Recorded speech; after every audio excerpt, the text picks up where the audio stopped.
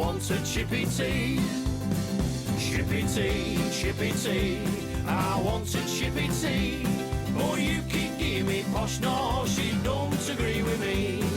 I don't want lobster thermidor with raspberry Kool-Aid. It's Friday night, I'm within me rights. I want a Chippy Tee. I'll be honest with you, I plan my diary quite meticulously. And I always have been well on top of it. And I share it, and it's linked to my website, and it's all organised. Yeah. The last 3 months, I've lost my diary. And I've still got it, and it's still there. Nothing's changed except in here. Like a pen and paper diary? No. All electronic. It's on my phone. All right. But over the last 3 months, the entries that I've been making haven't gone into my head, if that makes any sense. Because normally, as I make the entry, it goes in, it sticks in my head. I know that next week I'm there, week after I'm there. I've got to buy a flight for this. I've got to get an hotel for this. You've got to, book a car in for parking, all this crap. You've got to be quite organised. And over this last 3 months, it's going in and coming back out again. It's just nothing sticking. I open my diary and think, oh, fuck, I've got to do that. Yeah, I know what you mean. So it's just, it's been a little bit chaotic lately.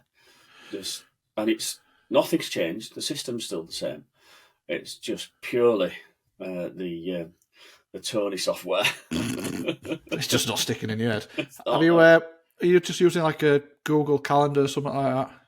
So I asked a few people this, because this is what happened to me a little bit, and there's something called Tree or My Tree or One Tree that families use, to keep on track of who's doing what in family. Oh, never heard of that. No, I haven't. No, it looked quite good.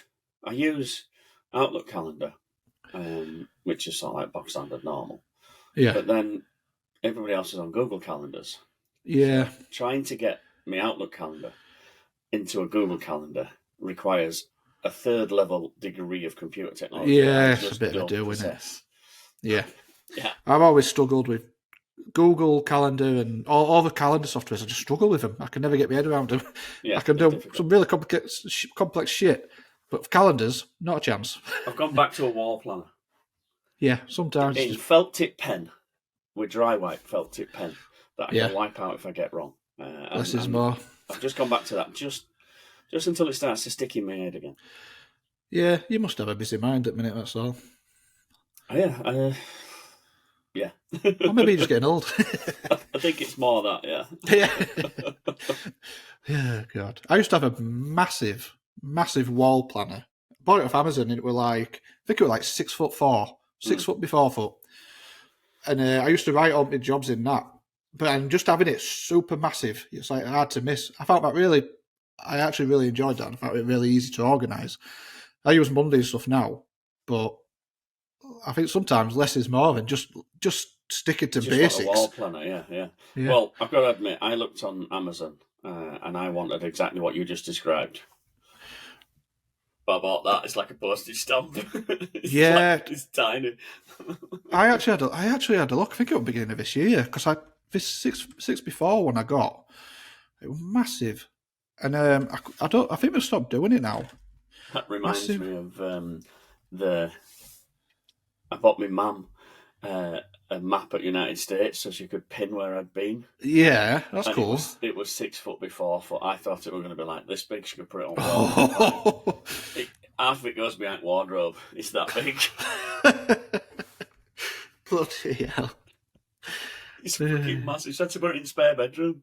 Yeah, God. Plaster it into a wall. Yeah. Decoupage. My sister's like, what have you done? I said, well, she wanted to know where I was going. So I show her on Google Maps, for Christ's sake. Look at the chuffing size. Send her a postcard. I've had to steal all them little coloured pointers they get from work so she can stick them in wall. She's bleeding things massive. She needs a stepladder to go up to it. It's a thought that counts, Tony. It is a thought that counts, yeah, because she can't take it down because she knows she'll offend me if she takes it down. Yeah. It's there for good now. When she moves out, it'll still be there. Yeah. Why is there 3 flags in Yankton, South Dakota? Oh, God. You'll have to get like a I've got a massive whiteboard. That's probably bigger than 6 foot. Covers my entire chimney breast here. Yeah. I don't use it, but you could turn that on its side and get a vinyl plotter. Like, make your own. Yeah.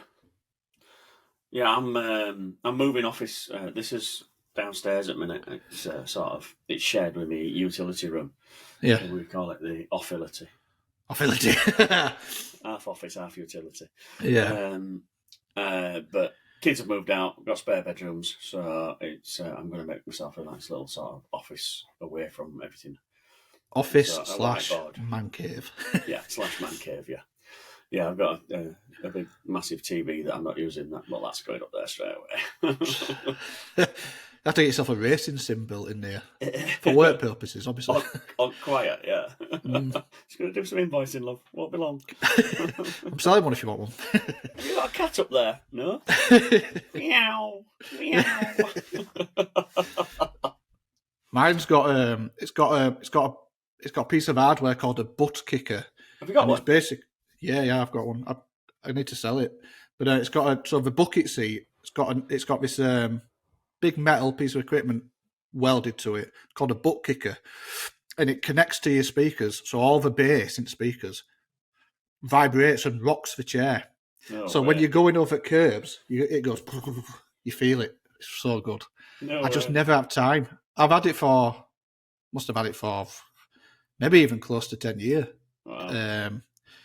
And I don't want to get rid of it because it's so good, but I never use it. So it's just devaluing every single day. It's just getting cheaper and cheaper and cheaper. And one day it's going to go for pennies, which is so silly. But it's upstairs in my screen room, just piled on top of a load of fishing tackle. Dear. And it's even got Ferrari wheel. You know the F1 Ferrari wheel?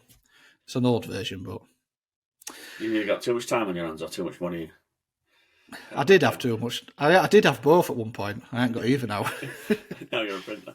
Yeah. Hey, right, let's kick off. Here we go with episode 42. Good one. Good question. Yeah, it is, because I think Sarah said 42, but it was actually 41. Yeah, episode 42 of the Chippy Tee podcast. What is the Chippy Tee podcast? It's your chance. Podcast? Your chance to catch up with two Northerners chatting about the week that we've just had in screen print. No, that's not a guarantee. It's a round screen print, as in it's by two screen printers, and that's probably as close as we're going to get.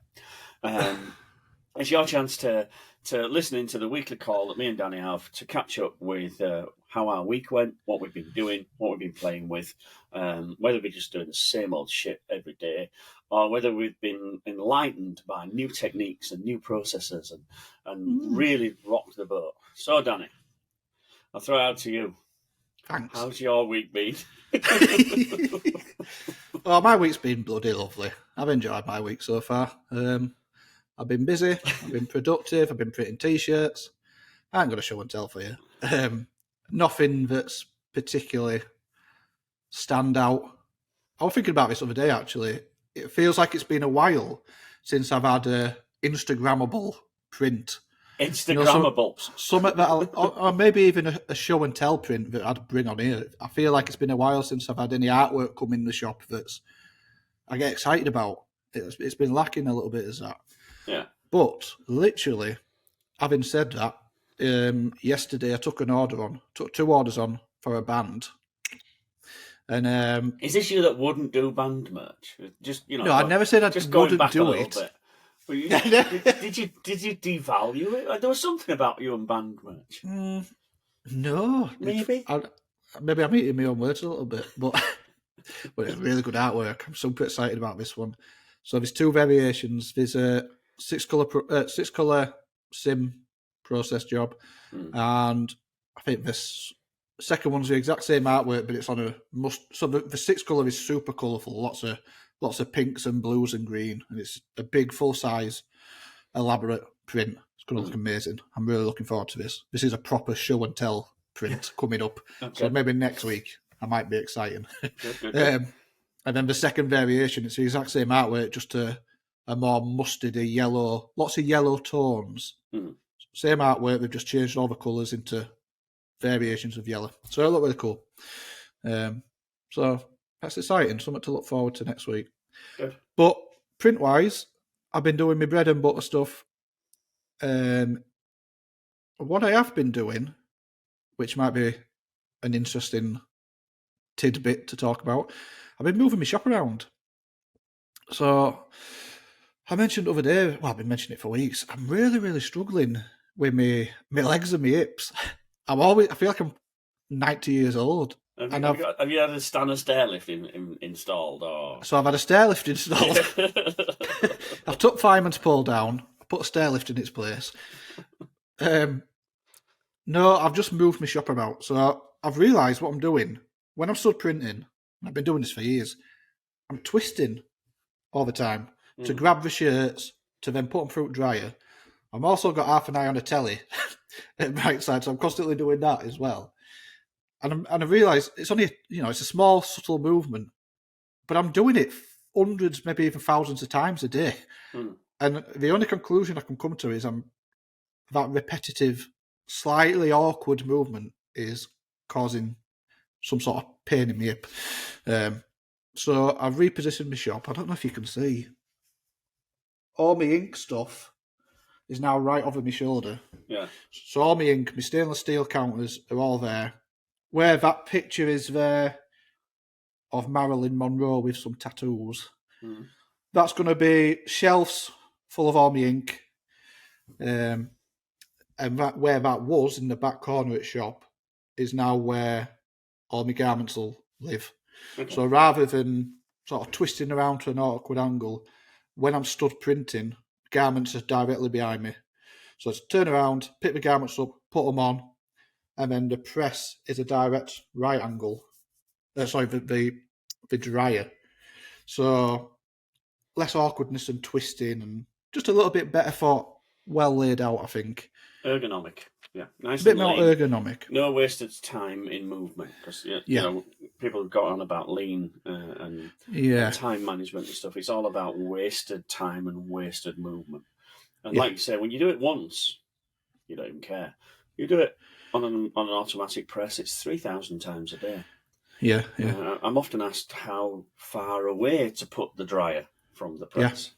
Yeah. And over the years, I have a magic number, and whether it works for everybody or not, I don't know. But for me, it's 600 mil. Really? Wow, you've really thought about this. From the pallet to the dryer, is not enough to make 2 steps.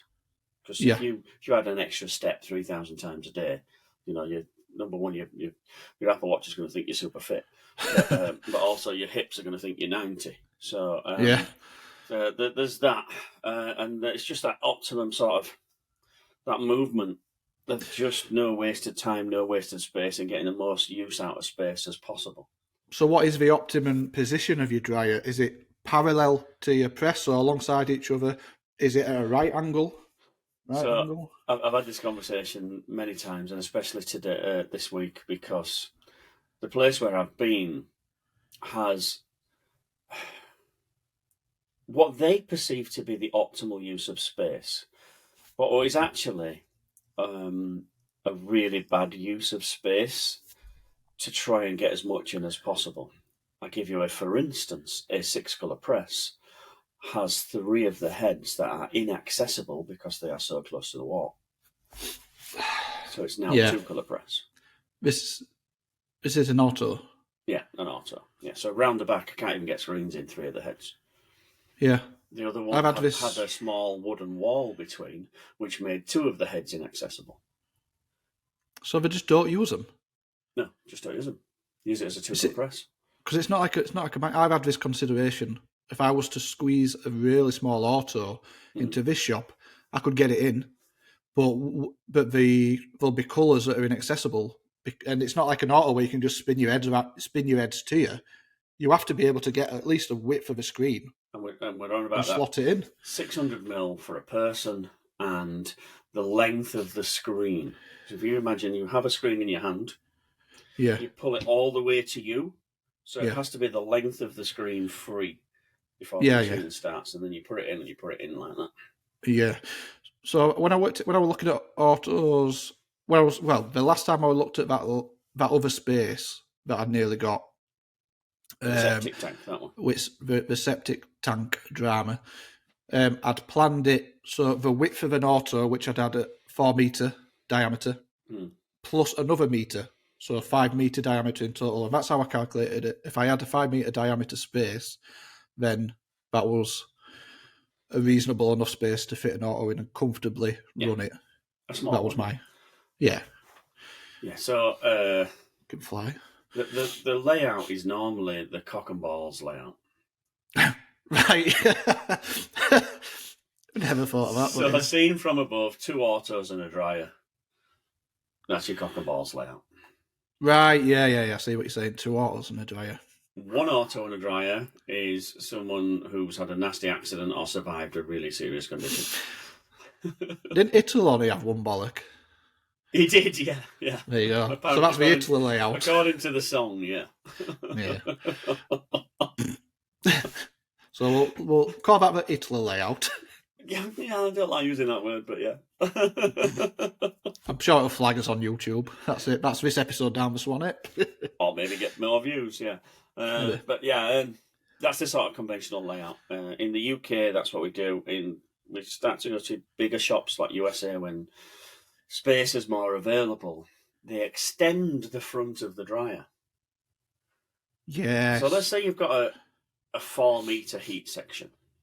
Yep. And you'd have a metre in and a metre out. Yeah.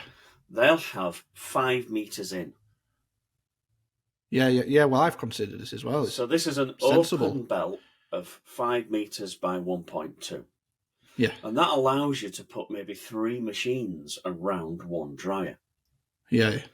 Because now you've got lots of open real estate, open space on either side and some at the top as well. So you can get, the mutant testicles if you want on that one. You can get 3 balls. Yeah. The Chernobyl bollocks.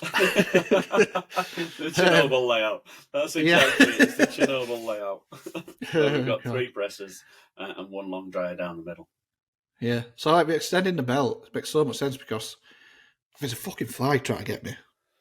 That's not why it makes sense. All right, okay. Is that the reason? No, it's something I've wanted to do. Just get an extra metre or 2 out of the inlet because you can slow your dryer down, but still you won't have a bottleneck because you can load more shirts and it'll go through dryer slower, cure better, and it'll obviously speed your process up. Maybe because you don't convince frequency. Don't forget it's frequency. Yeah, so if you've got a longer belt, so right now on my belt, I can put 1 shirt on, and until that shirt's found its way in dryer, I can't put another one on. But if I've got a 2 metre inlet, I can put two shirts on. Not really, no, because the space that appears, you're waiting for 1 shirt space to appear. That space appears at the same frequency, so once every 10 seconds. Yeah, but you've got more space to put more shirts on. But eventually you'll fill it. Yeah, you're right. You'll catch up, won't you? And you've got to wait about 10 seconds. No, it's a people think, I'll get a bigger one and go faster. No, it's frequency. It's how many pieces per hour you're putting on that belt. Basically, you're right. How fast it's moving. And it doesn't matter how fast it's moving. How long the belt is. It's the meters per minute that matters. So that does make sense. The only way you'd get more is increase the heat chamber. Yeah. Not the inlet, and then you could expose the heat for 1 minute inside a meter, rather than at the minute you're exposing it to heat for a meter, and it's in there for 60 seconds. It's in there. Yeah. How do you feel about the dryers? So like the Vastex, they have you get a Vastex and it's like, let's just say it's a meter drying space, but you can add another one on. You can the modular, so to speak. Yeah. So you can extend it later down the line if you need to. How do you feel about them? But also, they seem to be smaller. They seem to have a smaller drying space. Yeah. So compared to a typical. Again, they're like a ceramic plate out there hung over. I don't know. Is it infrared? Some of them are infrared, aren't they? Yeah, but infrared is a ceramic plate. Oh, yeah. It's the difference between forced air and direct heat. Right. And we've already said that I don't like the direct heat. Again, where I've just been, every dryer was direct heat. And out of interest, I did go with a thermometer and a probe, and I checked them. And they're all up about 180. Yeah. And it's 180 for about 10 seconds, because some of them are only a foot or a foot 18 inches long. Yeah. It's the same as yours, same make as yours, Panther. Yeah. And for me, does it work? Yes. So let's get right back to the basic of it. The ink film temperature has to reach at least 162 for it to cure, and all of the ink film to do that. So a higher temperature doesn't really do anything. It can flake the ink up, it can boil the ink. So a higher temperature is not doing it. It's all about exposure to heat for a continued time. Yep. The infrared panels do this, but it's a bit like Chernobyl. It's a bit like exposing it to radiation. It's a big, harmful blast. Well, it's like great for the ink, but bad for the shirt. Yeah, so it's a bit like this. So let's just say belt runs through dryer, and as it starts in dryer, it's getting hotter and hotter and hotter. It reaches its centre, it reaches its peak. And on my dryer, the peak is probably a little bit higher. Like you say, maybe 180. Yeah. So that peak is 80. So I'm, rather than having a consistent 165, it's going 140, 150, 160, 170, 180, and then coming back down again. So in an ideal world, really curing shirts, especially if you're operating water-based, you need that consistency. You want it to go into the dryer, you want it to get to 165 pretty quick, and you want it to sit in that and have a dwell time for as long as you can get away with, really, as long as possible. Whereas that plotted heat wave that you just mentioned, that you just did with your fingers there. Yeah. So as it goes in and it rises to temperature, and then it gets to there and it drops again. So that is the perfect curve of the wave pattern for infrared. When you get to forced air, you get the same thing again. It ramps up and then it stays. Yeah, and it stays at that temperature because it's in an enclosed chamber that's heat managed. Right. And then as it starts to come out the end, that's when it drops down again. And we used to do this data path, this wave, if you like, this graph. We used to plot it on dryers, and especially on the Tosoma ones when they first came into the country. And we put them against the Delcos, we put them against the Meteor, we put them against the M&R dryer. And this consistent ramp up, and it was within about 800 mil of it going into the dryer. So just under a metre, and it's 4 metres long, so it's not the centre point. Right. It reaches this magic 160, and then it stays within plus or minus 2 degrees all the way through until it comes to the end where there's some cold air coming in through the end and it drops down at the end. Yeah. And that's the most efficient use of the heat that you're paying so much money for. Yeah. And that's forced hot air against a heat source radiating itself. Yeah.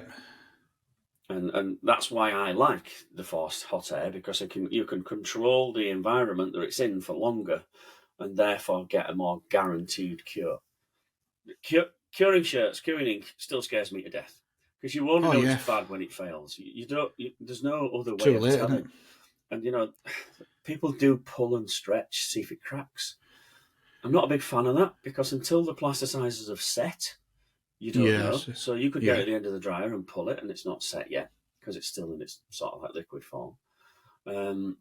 It's a bad ink, bad formulator of ink might crack, but is cured. Yeah, I've had people sniff them before. I've never heard of that. I can still smell the solvent in that. Stick it through again. Really? Okay, now sounds like something RJ would do. Well, RJ's weird. She smells things all the time. You know what I mean? But so drying is it's more than 50% of the process. There's absolutely no point producing a nice print if it's not cured, and it scares me to death sometimes that some people just don't know, and they're taking that gamble of, okay, so I've got this infrared heat source laid over my shirts, and if someone opens the shutter door, It blows cold air Yeah. over it, and Yeah. because it's not forced, it blows that heat away, and that shirt that's under there at that time is not cured. You test the next one, it's cured. Yeah, well, I had The this. problem I had, this was a hoodie place, so there were 95% hoodies they print onto. Wow, I don't envy them. Putting hoodies down that dryer, you've got to make sure that the heating element is at least 6 inches away from the belt face.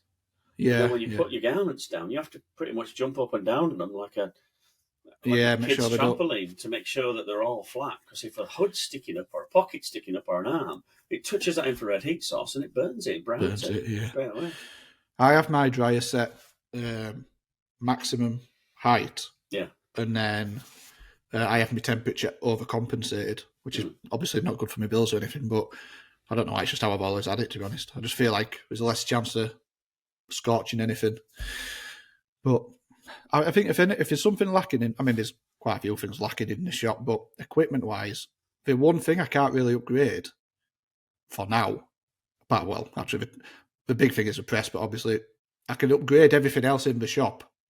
I can't touch the dryer because there's no way I can get a bigger dryer up these stairs. So my dryer's like shockingly useless. It's because you're upstairs, isn't it? Yeah. But it's like I couldn't fit out bigger in anyway. So until I get a bigger space than an auto, it's just pointless touching it. But it's a bottleneck, but I mean it works. But it works. Yeah, I mean Yeah, I've tested your prints. As long as you've only washed it twice, you'll be good. All my workwear is printed by you down that dryer. And it's none of it's come out in wash, and it gets washed every day pretty much. So yeah, I mean it's working. It works. I've been caught out. There's no drafts in your place. Well, last year, I don't know if you remember, it will have been in the middle of summer, and I had a job for a CrossFit company, and they told me it all washed off, if you remember. That was just one of those freak occasions where I had no explanation whatsoever. I had a few ideas, but it was probably just that. It was probably just some sort of draft. I'll have had my tiny little window open. So this window here, this one doesn't open, but the one on the other side, there's like a gap that big.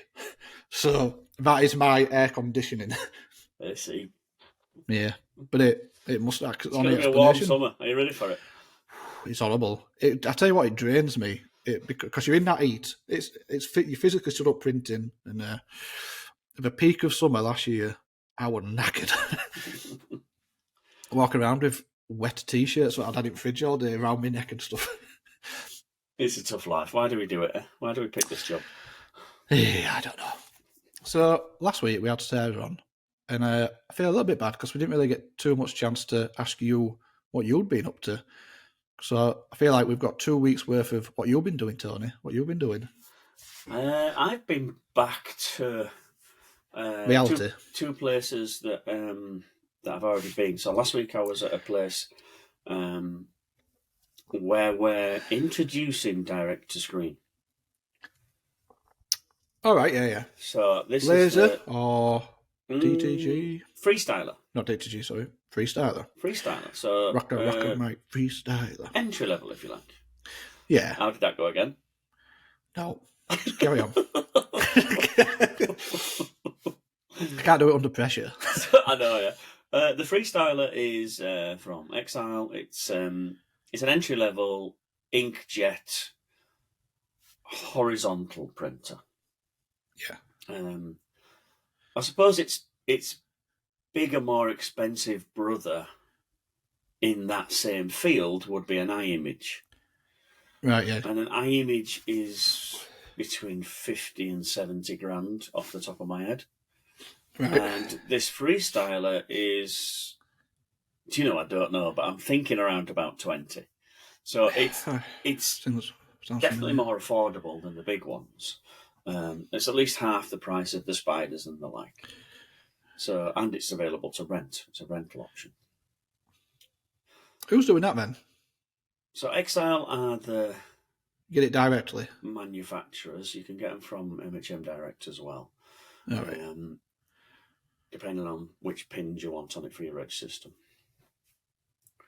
So it's it's a good little machine. I think we touched on this last time we spoke about it. I tested it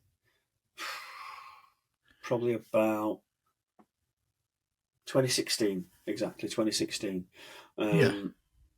Matt brought it to me, said, "What do you think?" I said, "Look, it works. You know, the image quality is good. The system of writing is good. Everything's there, but the workflow is really clunky. Yeah. So it's quite hard work to get a file from Illustrator onto a screen. Now, with most computer to screen workflows, it is a matter of the easiest way is from application. So from Illustrator, press print, it goes to a RIP. The RIP cuts the little files. The little files are automated and they land in a print queue on the actual printing unit itself. Yeah. So dead simple. Even printing films, you can print your films to your film printer, nest them in something in the middle if you need be, don't if you don't want to, and out they pop. And it's, that's it. With the freestyler that I tested, it was really clunky to make a file in between, take that file, put it into the RIP, take the output file from the RIP, then right-click in the system tray to start the flatbed plotter.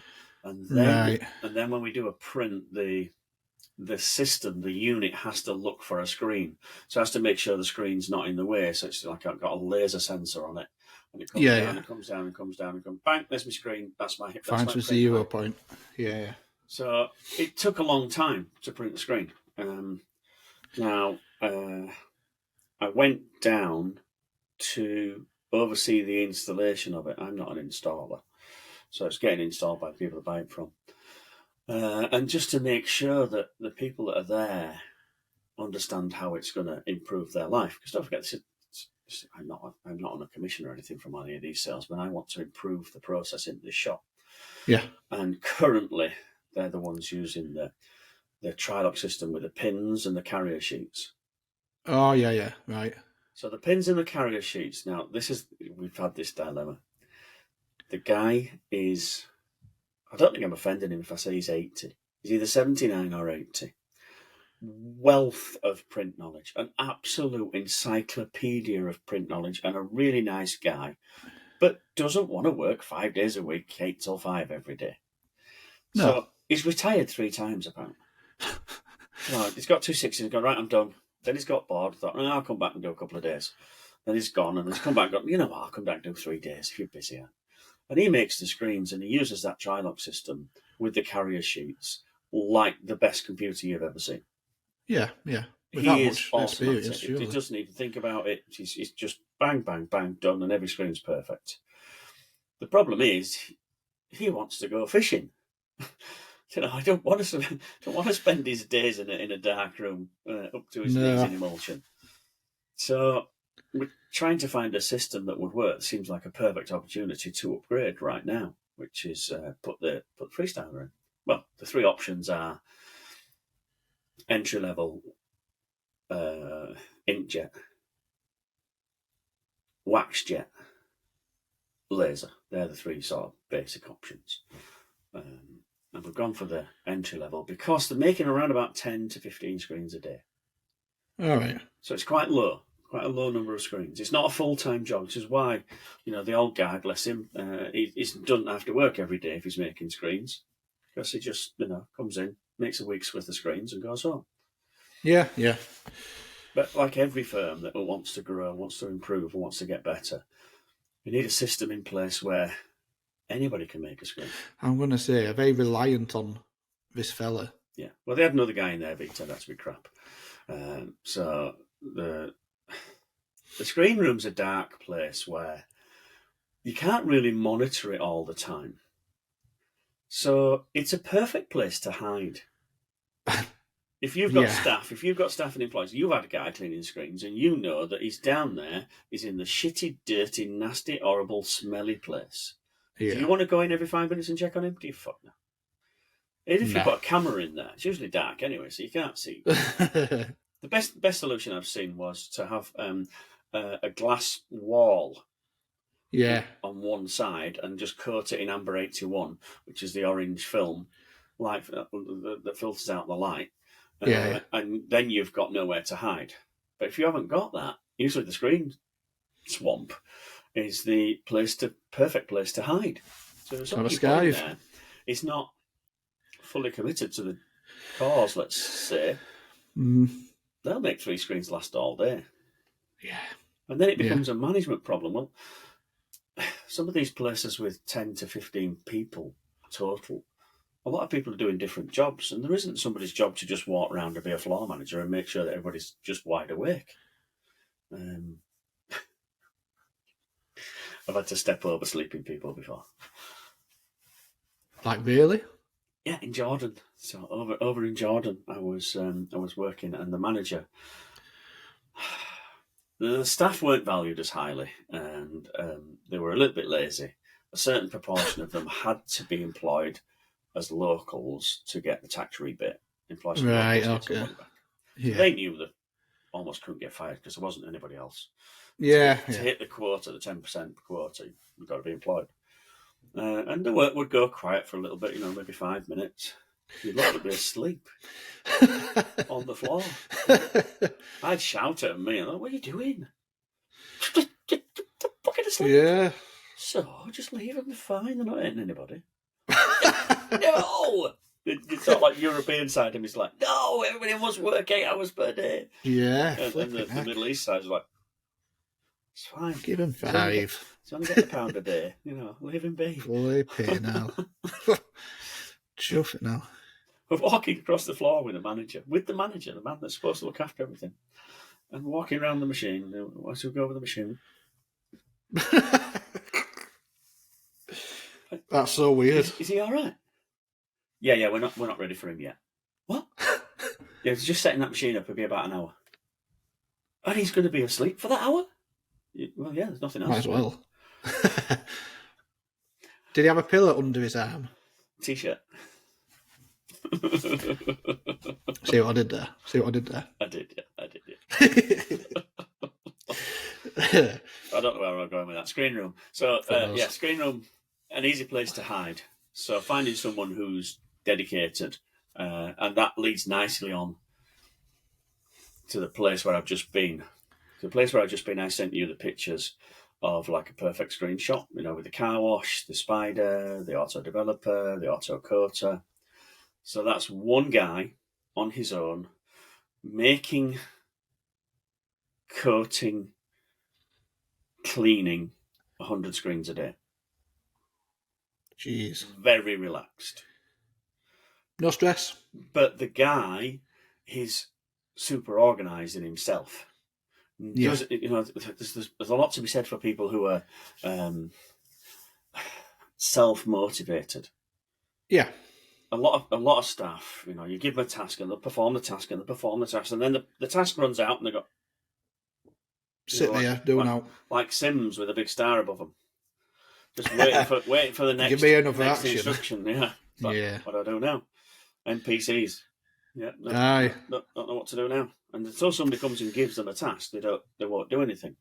The guy in the screen room where I've just been this week, exceptionally well motivated, not a skilled screen maker, but almost doesn't have to be. That sounds wrong, sounds bad, but it's not. He's got a machine that cleans screens. Yeah. He's got a machine that coats screens, and he's got a machine that images screens, and a machine that develops screens. So his skill level is how to keep those machines running. Yeah. Not what parameters to apply, because the parameters are programmed in. If it's a 43, he presses the 43 button. If it's a 90, he presses the 90 button. And that changes the developing time, changes the exposure time, changes the coating technique according to the mesh count. So all he really has to know is what's the mesh count. And that's, nicely written on the screens by our mate Chris Hale at Screen Machine. It's written on every screen. So basically his instructions are almost one page. Yeah. If it's a 90, press the 90 button. Put everything through this side, ink facing that way, Take them out this side, put them in the dryer, take them out the dryer, put them in the coater, take them out the coater, put them in the dryer, take them out the dryer, put them in the store, take them out the store, put them on the spider, take them out the spider, put them in the exposure unit, take them out the exposure unit, put them into the developer. And it's just that all day long. Yeah, how we manage this time is the hard thing, really. Yeah, it's a perfect example of 80-year-old Jeff. When 80-year-old Jeff goes, anybody in that shop should be able to take his place and cover for him. Yeah. And in that shop that you just described, I'm pretty sure anybody on that shop floor could go into that room. Or if they spend half a day showing the entire shop. The training would be minimal. Yeah, the training would be minimal. So what is 90 to 100 screens per day.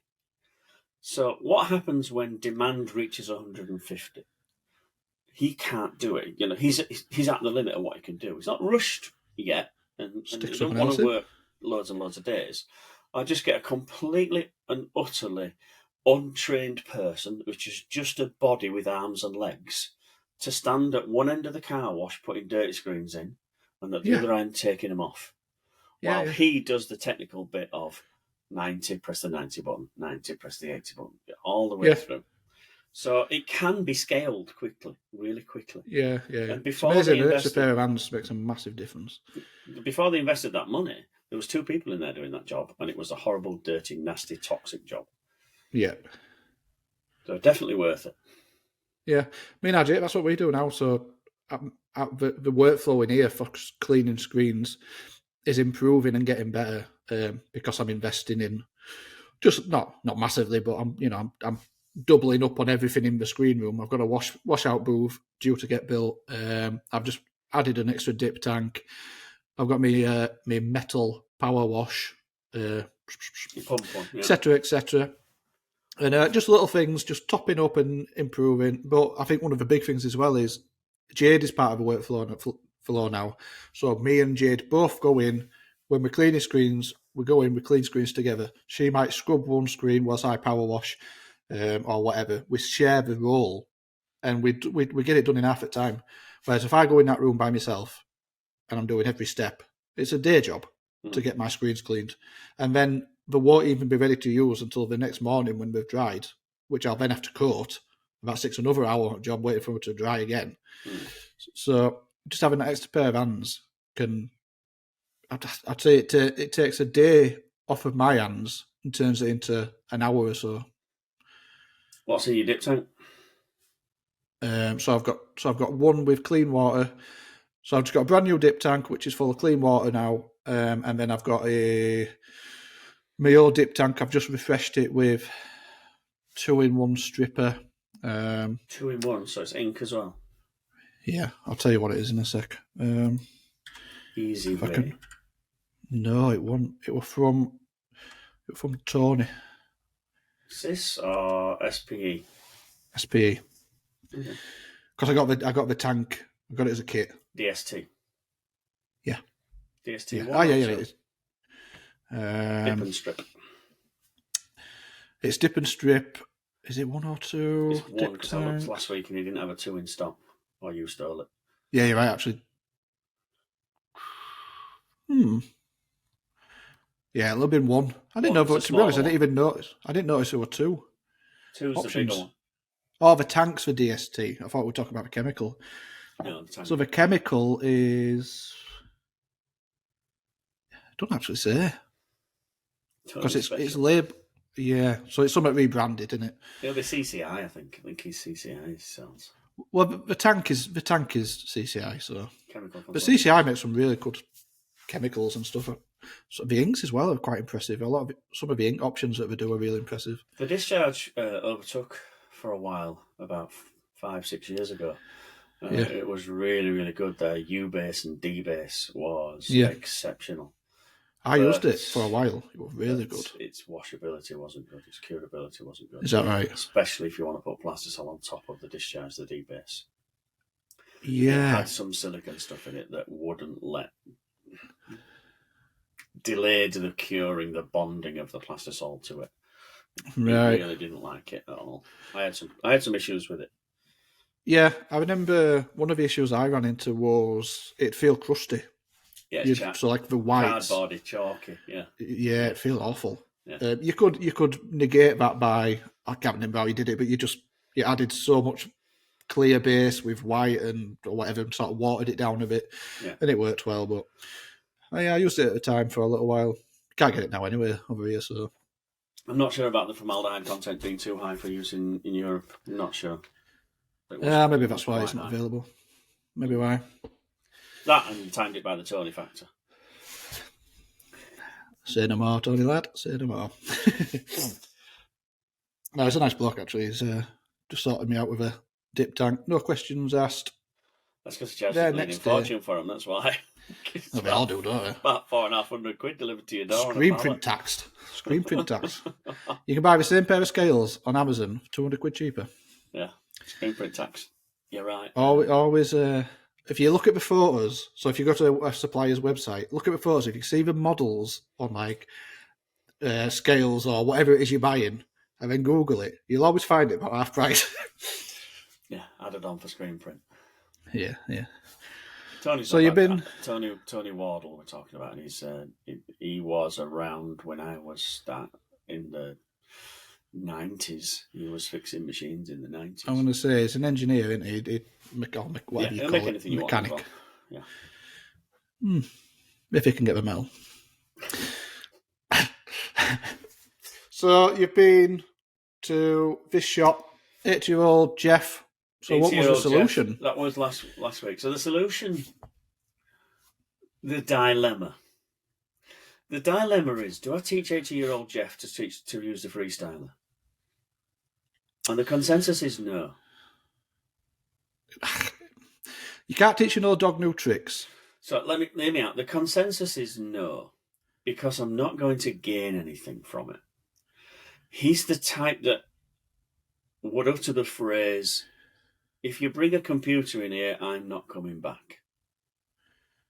Can I ask you a question? Yeah. Can two systems in that shop run side by side? So can 80-year-old Jeff come in and do it his old way, and then everybody else on the shop use the better way?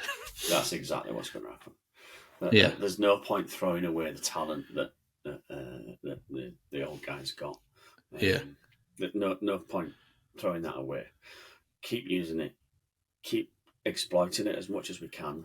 Because he's actually a nice guy, and he's willing to share his tips and tricks with the others that have had a period of bad management where that sort of behaviour wasn't encouraged, which made 80-year-old Jeff go, well, fuck you then, struggle. But now it's much more open shop. Those tips and tricks are coming thick and fast, and people are going, he told me to do this with the squeegee, and look at it, it's lovely. I'm like, yeah, he's got all that knowledge there. He's a really good printer, and he knows what he's doing. It's just that he's pretty much stuck in the 80s. That's the only thing. Now, that's not a problem. He's working with it, and he's making it work, and he doesn't mind working in the 80s because that's all he's ever known.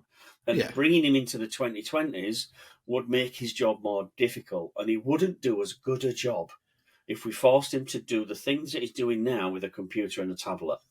He just wouldn't do the same job. He'd be slower. Yeah. He wouldn't be as accurate. He'd make more mistakes. You're asking an 8-year-old bloke to jump on this new learning curve, and he's not a young bloke. He's been doing it for a long time. You can't teach an old dog new tricks, as we say. It'll be counterproductive. Yeah, there's not enough gain in it for him. So he's not invested in it anyway. No. And he might not have that passion either. Yeah, and he won't be the one to teach other people how to do it because it just won't sink in. So, yeah, you're right. We decided to keep both systems running. So we need to find a way to put both systems in together. And when it's busy, the old boy can come in and make screens his old way and do his own thing. And nothing, probably get better screens. If I have to hand my hand up, it'd probably say it's better, faster screens. But then when he's not there, when he goes off to his caravan and goes fishing or dogging or whatever it is he does on a weekend, then he's basically, we can still make screens in his absence.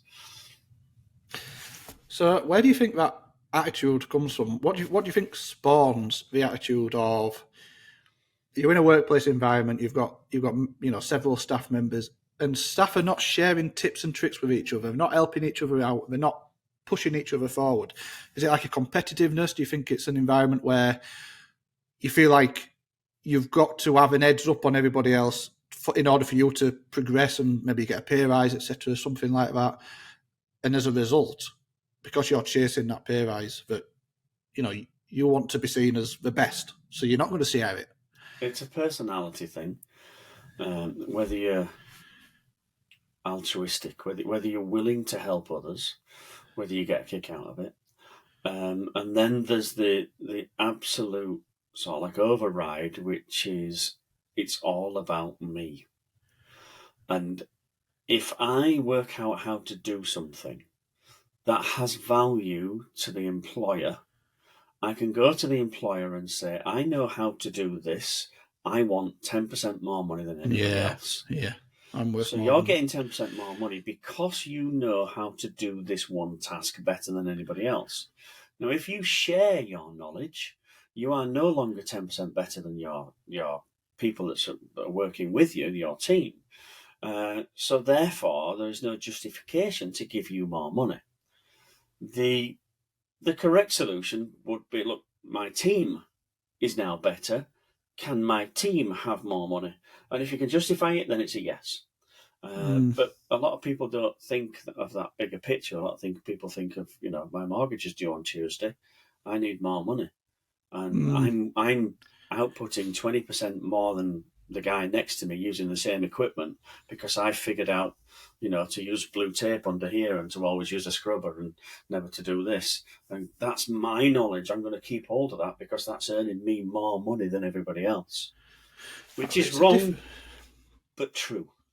It's wrong, but so let's just say, it doesn't really apply to me. Certainly not in the short term, near future at least. But if you have a print shop and you have several staff members, you would probably consider this culture. You should consider this culture. And what are your staff members feeling like? Are they keeping stuff to themselves? Are they trying to learn skills above everybody else? Maybe that's a good thing. Maybe that competitiveness is a good thing. Or is it better to somehow encourage sharing, like you say, by having team raises? Your team is team, or something like that. Very, very. When I first started, back in the day. Back in the day is off.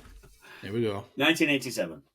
So 1987, I'm working away on this press. I wasn't born, by the way. You were. You weren't. Fuck. So I'm in a shop with 1, 2, 3, 4, 5, 6, 9 automatic presses. Wow. 6 of which are all exactly the same, just a couple have got more colours. 1 specialist belt printer, and this brand new version that's just come out looks like a big octopus, a circular machine. All right. So I'm on this press, and I've worked out all the little tips and tricks to make my life easier. Am I a good printer? No. I've just hacked a load of little stuff. Coming in 10 minutes early, putting water in all the ink, getting a milk bowl of a pint of water, and just dividing that up in between 10 pots of ink, giving them all a little whip up, changing all my squeegees, getting everything warm for when the girls walked in. And 3 girls would walk in onto the press and we'd go bang, and we'd start. And the management introduced a bonus scheme. It's like whoever prints the most number of pieces. And so I cottoned onto this really quickly. Most people were doing about 2,200 to 2,400 a day. Yeah. Well, the machine, I could get it up to at least 600 an hour. Old machine. All I had to do was not work any faster. I just had to work out when it would stop and why it would stop. Well, it would stop for clogged ink, for ink running out, for shirts running out. It ate ink and shirts. So if I made sure it never run out of ink and shirts, because I won't physically do anything other than monitoring the machine. You didn't have a physical job. You didn't take off or load on. You were monitoring the ink on a ductwalk at the back. Wow. Then basically, I can get 600 by 9 o'clock. If I start at 8, I have to press the button at 8. I'd look around at 8:30 and a lot of the people were just starting to water their inks down. Having an natter. So I've got 300 prints in front there. And then 9 o'clock, if I hit the 600 at 9 o'clock, perfect. By 10 o'clock, I couldn't hit 1200. I had to hit 1000. Because you get problems, you get bits, you get stopped. And all that. It has to be. And the all-seeing power that was the QC lady in a high-vis jacket, a clipboard, she would come and test the dryer, take a wash test. I think she was called Karen. Take a wash test, and 15 minutes later, after it's been in the twin tub with 2 kilo of polyester weights, if it came back and she didn't like it, she had the power to stop now, stop.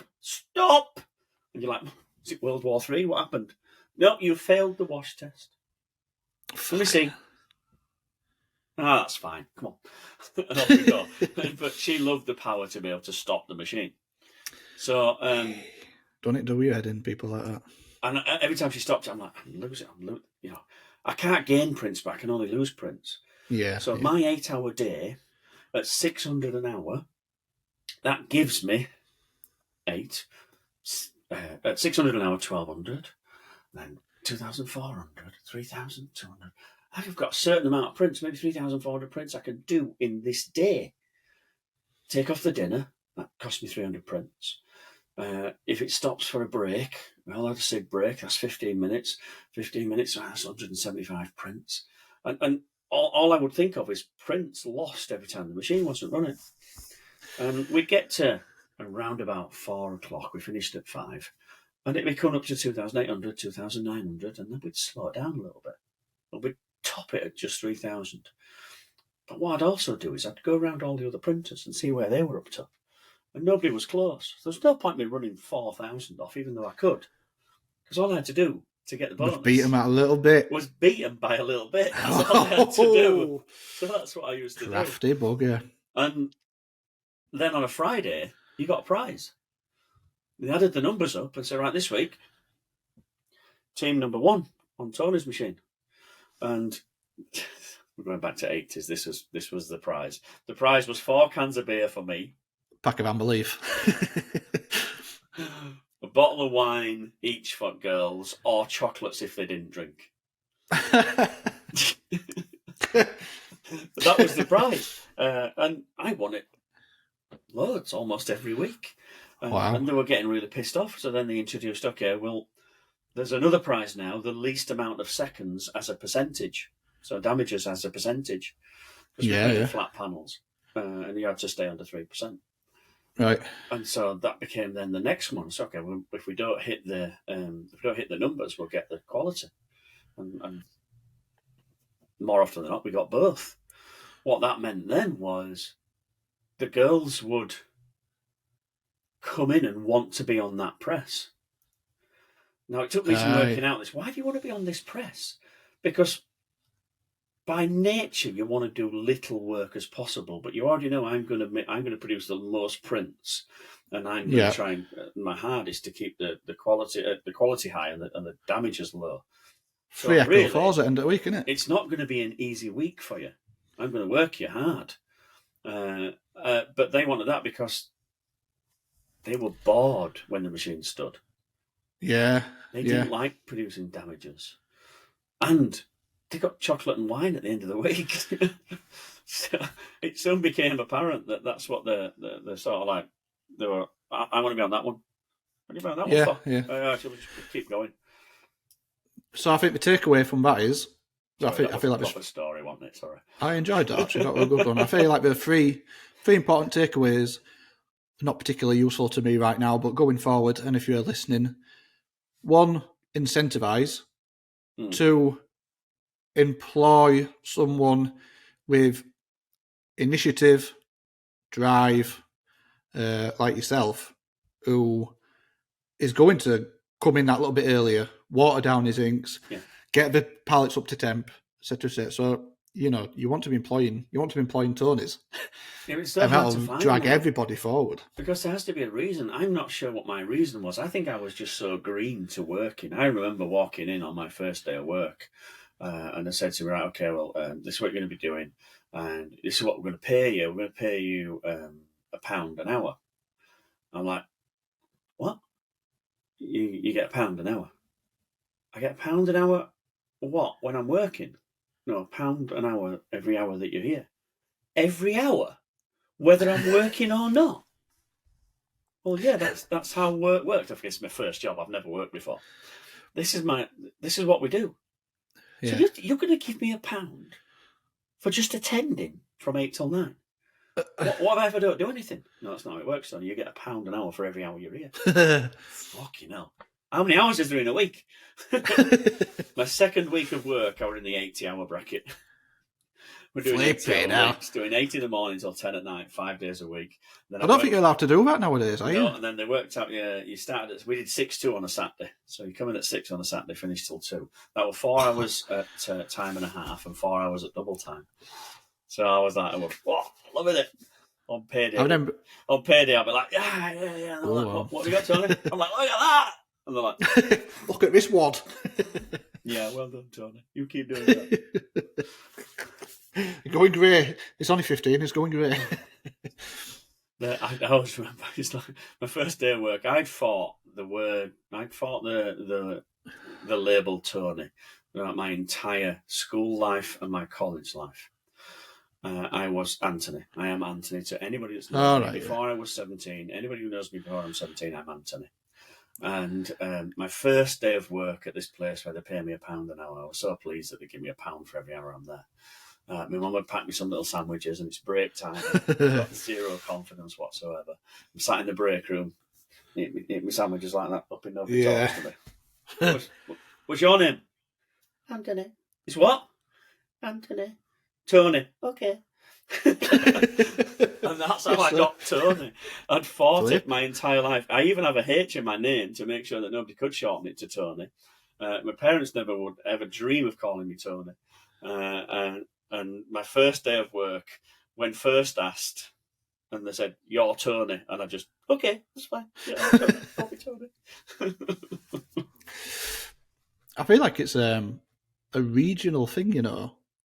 Nickname. I feel like we've had this conversation. Nicknames and abbreviated names. So where I used to live, North Yorkshire, nobody ever called me Danny or Daniel or Dan. It was always Ducky. So it was like it's only me and you had this conversation. You've not spoke this to the world. We're not doing it on camera. No. So my school. If I'd have known earlier that you were called Ducky, I'd have had lengths out of it. Absolute lengths out of it. So my entire school life until I moved to Brid, I was Ducky. Nobody ever called me Danny. It was Ducky, and I'd be walking school corridors and all birds would go, "Hey up, Ducky." I'd say, "Oh yeah, it got." And the strangest thing, I moved to Brid in like year 10, I think it was. If you're in America, that means absolutely nothing to you. But it was like the last couple of years of school, high school. 15 years old, basically. Yeah, about 15 years old. And then all of a sudden, I was Danny. Yeah. It was very strange. I can remember it was a very strange adjustment. And then when I started making mates, like 2 weeks ago, not a single one of them had a nickname. And I've come from, it must be a regional thing. Maybe in North Yorkshire. Maybe it's a Wesley thing. Yeah. So, West Yorkshire, North Yorkshire. Nobody's called by the first name. No. It's either Ducky or whatever. Or they come up with, I used to have a mate called Bungle because he looked like Bungle from Rainbow. From Rainbow. And Garner, his second name was Garner. And, you know, it's just, or Dunny, Chris Dunny. You know, nobody was Chris, Tom, Steve, whatever. No, I mean, you come to Brid, everybody's, and it's not even, if you're a Daniel, it's not Danny, it's Daniel. I've got a mate called Kieran. It's Kieran. You know, it's strange people, strange folk around these parts. So, I've got a dilemma for you. If you're happy to consider. Now, I'm not going to name. I've just been having this conversation. It's a tricky one, is this? Now, I'm not going to name who it is because I don't think it'd be fair at all. But so took an order on for some shirts. Just about to start printing, all paid for. You're not far off printing. Then you find out this particular customer has been doing some very naughty things, very disgusting things. And you're faced with this moral dilemma now. Do you print that order? Or do you scrap it and, send money back and walk away from it. No, it's a business transaction that's totally unrelated to anything that somebody else has done. If you start being a moral judge of people, so this was what I kind of said. If you start being a moral judge of people, number one, who the fuck are you to judge? And number two, you'd run out of people who you deem good enough to print for. This was pretty explicit. Place. And if you try and set a parameters to, right, I'm only going to print for people that don't lie and are honest and truthful and are good and nice. And you're fucked then, aren't you? Yeah. You've got about 3 people left in England. So I think as long as you have no sponsorship, association, sort of tied relevance to that person, then, it's like saying, is it McDonald's fault for serving a murderer? Yeah. They're just serving people burgers. The two facts are completely unrelated. So this is... That's where I am with that. It's a completely unrelated. We can't start judging people based on how good, nice, or favourable or God-fearing they are. Yeah, well, it was an alleged... It's something along the lines of allegedly been doing something totally wrong. But it's allegedly, so it's not guilty yet. That's another thing. I'm mud sticks. You know what I mean? But then on the other hand, the person, I'm going to be careful not to drop anybody in it because it won't be fair at all. But the person who we chatted about also indicated that there's a repercussion if the job was completed, that word would get around in that particular industry, and there might be some backlash on that printer for printing shirts for that person. I'll stick to the McDonald's analogy. You're not going to judge McDonald's for serving any sort of person, and you provide a service to anybody that pays. There is no prerequisite of being nice.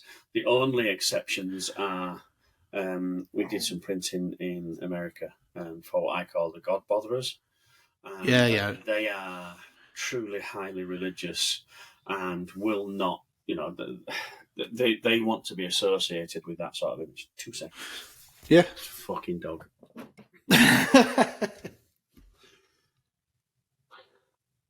All I can hear is the dog, and I'm sure he's just puked up in another room. I've been eating grass again. Nice. So no, my take on it is no. It's not for you to judge. You provide a service, and if that service is unrelated to any even convicted or alleged crime, then no, this is my service. Yeah, I mean, when I had this conversation, I sort of said, is there any legal repercussion? Because have you got any right to cancel that order, especially if it's just not really, alleged under investigation? You might feel morally obliged to do it, but just be careful how you handle that. I would say it's like serving somebody in a pub, really. The management has the right to refuse admission. And when you make that statement, then if the people that come into your pub don't adhere to your beliefs, then you have the right to bar them from admission. That's a good conversation to have, isn't it? Yeah, whether you make money or not is down to you. Or whether you encourage a certain kind of customer, that's down to you. And if you want to exclude all ginger people, then, that on your head be it. But whether it's right or wrong, if you have that right to refuse admission, then fair enough. Do you have the right to refuse to work for somebody? Yeah, because at the end of the day, you're providing a service that's purely voluntary. Is it right to do it for an allegation? No.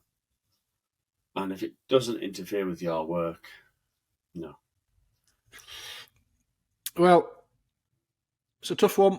It is a tough one. Listening. And I've had very similar stuff. We've had this discussion slightly before on a couple of episodes before. We used to print some prints for a certain political organisation, the BNF. And I had the BNF? BNF, British National Front. Oh, right. And I had no association. I thought it would be BNP, but no association with them whatsoever. And they were a paying customer. And we've got no problem printing it. Whether it aligns with your beliefs or not is completely different. So we're talking about subject matter now. And I do believe in England now the law has changed that if you print for a political organisation, you have to put your name on that shirt. Is that right? So if you print for, say, the Monster Raving Lunar Party, yeah, then you have to have a tagline, like a copyright line on the bottom that says printed by, and it's for transparency. And that's to make sure you haven't been bribed or paid to produce something that you shouldn't have done. How interesting. I didn't know that was a thing. I mean, it's not something that happens. I had a spell where we were getting lots of, what's the word I'm looking for? Flipping hell. You know, when them word, it's a really simple word, I just can't think of it. If you're protesting, so a lot of movements protesting against various things. Yeah. And we would make shirts for those. We'd get them quite a bit. I went through a spell a few years ago where I was getting them nearly every week for some reason. But that mean that your views align with theirs? Oh, very rarely did, but it was a job, you know. I needed to make money. I needed a living. Just shirts to me. That's what I think as well. I don't think that your subject matter that you print has to align with your values, and I don't think that the customer has to align with your values unless the customer's actions affect you directly. So a knobhead comes into your shop, calls you a knobhead, throws stuff around, behaves like a dick. You have the right to not print for him because he's a dick to you. But if somebody tells you that a year ago he was a dick to a guy in a fish and chip shop, what relevance does that have to you? Well, I think I treat people as I see them. You've got to tell me they are. You know, yeah. If you're okay with me, I'm fine. I don't need a history background of what you have and haven't done. But if you could be holier than thou, go to church every day, give money to charity, and if you come in and act like a dick, I'm not going to print for you. Why? Because you acted like a dick. Yeah, I think I learned many years ago to be less of a yes man, and those dicks, which I seem to run into, going back a fair bit, I seem to run into them quite often for some reason, and I guess it was a consequence. You're a knobhead magnet. It was because I was a yes man, and if you come across as a yes man, if you appear to be a yes man, if somebody comes to you with unreasonable demands and you just try and make it work somehow, you can encourage that type of back. So once you'll learn to start saying no to these people, you'll find you attract less of it because word doesn't get around, or maybe a word gets around, you don't take any shit or whatever. Yeah. And I think of several examples of knobby customers, real knobby arsehole customers, early on, and I just don't see it anymore. So I guess that's it. So, Tony, here's another question for you. Now, this is my moral dilemma. I'm not just passing on someone else's story and ripping off their content. No, because that would be another podcast you'd be on. Damn that. How's that mug? So, you throw me off.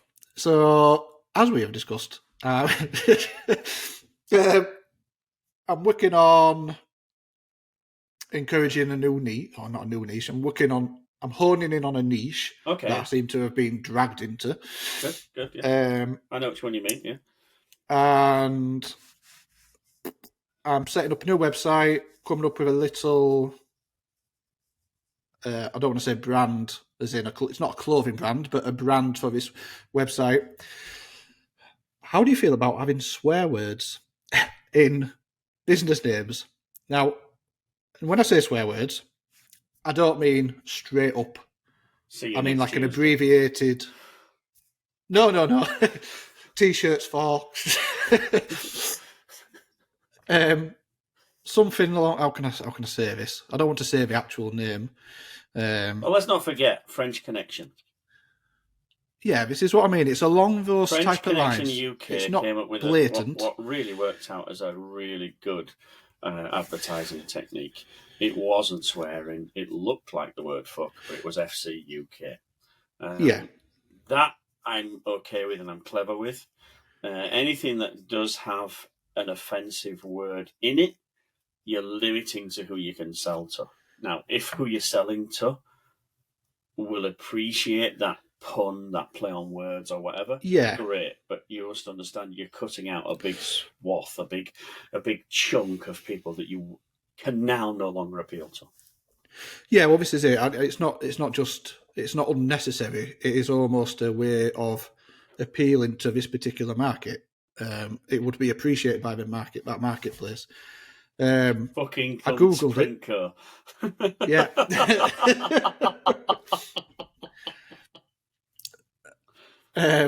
So it turns out Google There's a chat box there, right? Just type into that chat box there. You want to see my new keyboard?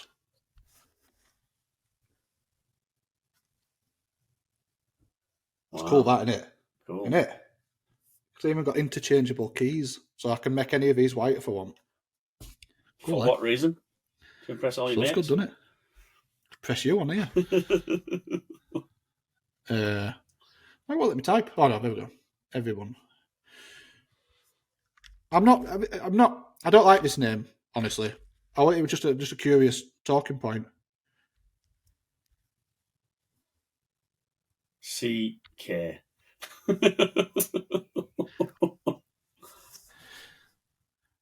So you can see it's not a straight up swear word. No. It's like an abbreviate. So Google suggests, although legally there's nothing you can do it, but Google will de-rank you for profanities.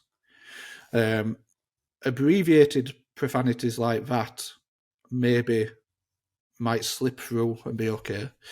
But if you just put a straight up swear word, you'll be, you won't get ranked for it. I'm just curious. So my it's not sticking. My take on it would be yes, 10 years ago. That would be my take on it.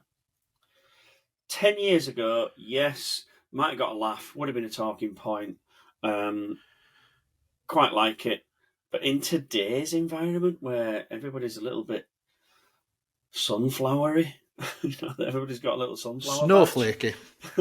Everybody's got a snowflake, yeah. Then I think in today's, you're just inviting the Karens to come and have a go. Yeah. For no justifiable reason, other than, people have become so self-entitled now that they think they can, that's disgusting, you shouldn't be doing that, and I completely and totally disagree. Well, you're okay. You disagree, that's fine. No, I'm not going to boycott you. Well, that's not fine. You disagreeing is fine. You not sharing my opinion is fine, but you actively harming my business is not fine. So, but that's the sort of people. Yeah. It is, I mean, there's no. We can all have opinions and we can all agree with things or disagree with things, but surely you've got better things in your life to do. Just let it go over your head. If you don't like it, you don't like it, and ignore it. Just don't invest your space in it. Just move on. Invest your time and space into something that you do like. I've made the analogy quite a few times. If there is a movie, a film on that you don't like, you don't continue to watch it for 2 hours and then complain about it. Just stop fucking watching it. It's dead simple. Yeah. It's like I watched this movie, it was crap. I'm going to tell everybody I can possibly think of it was crap. I'm going to ring the director up and tell him it was crap. No, just don't watch it. Just get over it. But I stuck with it for 2 hours and it was crap. Well, more fool you then. You should have known in the first 5 minutes it was crap. Yeah. I don't know. Strange world. So that would just.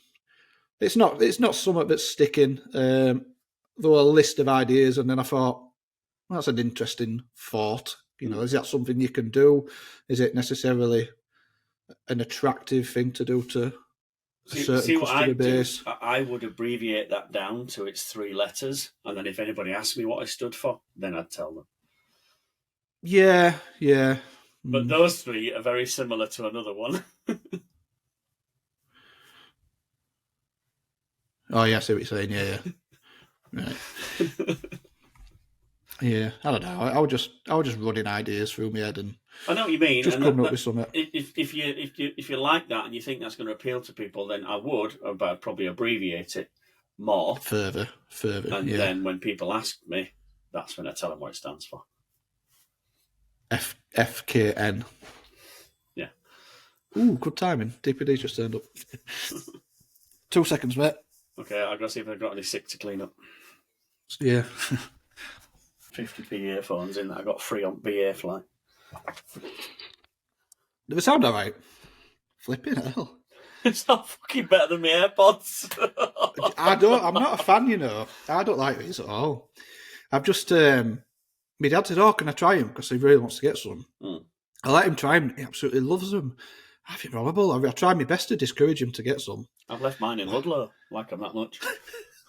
Yeah. You're going to get them back? Yeah, I mean, you know, part of I'm invested into the Apple architecture, you know. Yeah. I think it's one of the cleverest marketing techniques I've ever seen, and I've watched it happen. I've lived through it. Here's a phone. Great, super, you're free to do whatever you want with it. No, here's a phone, and it syncs perfectly with your watch. It syncs perfectly with your earpods, and all the applications that you have all sit in the environment of Apple. So... yeah.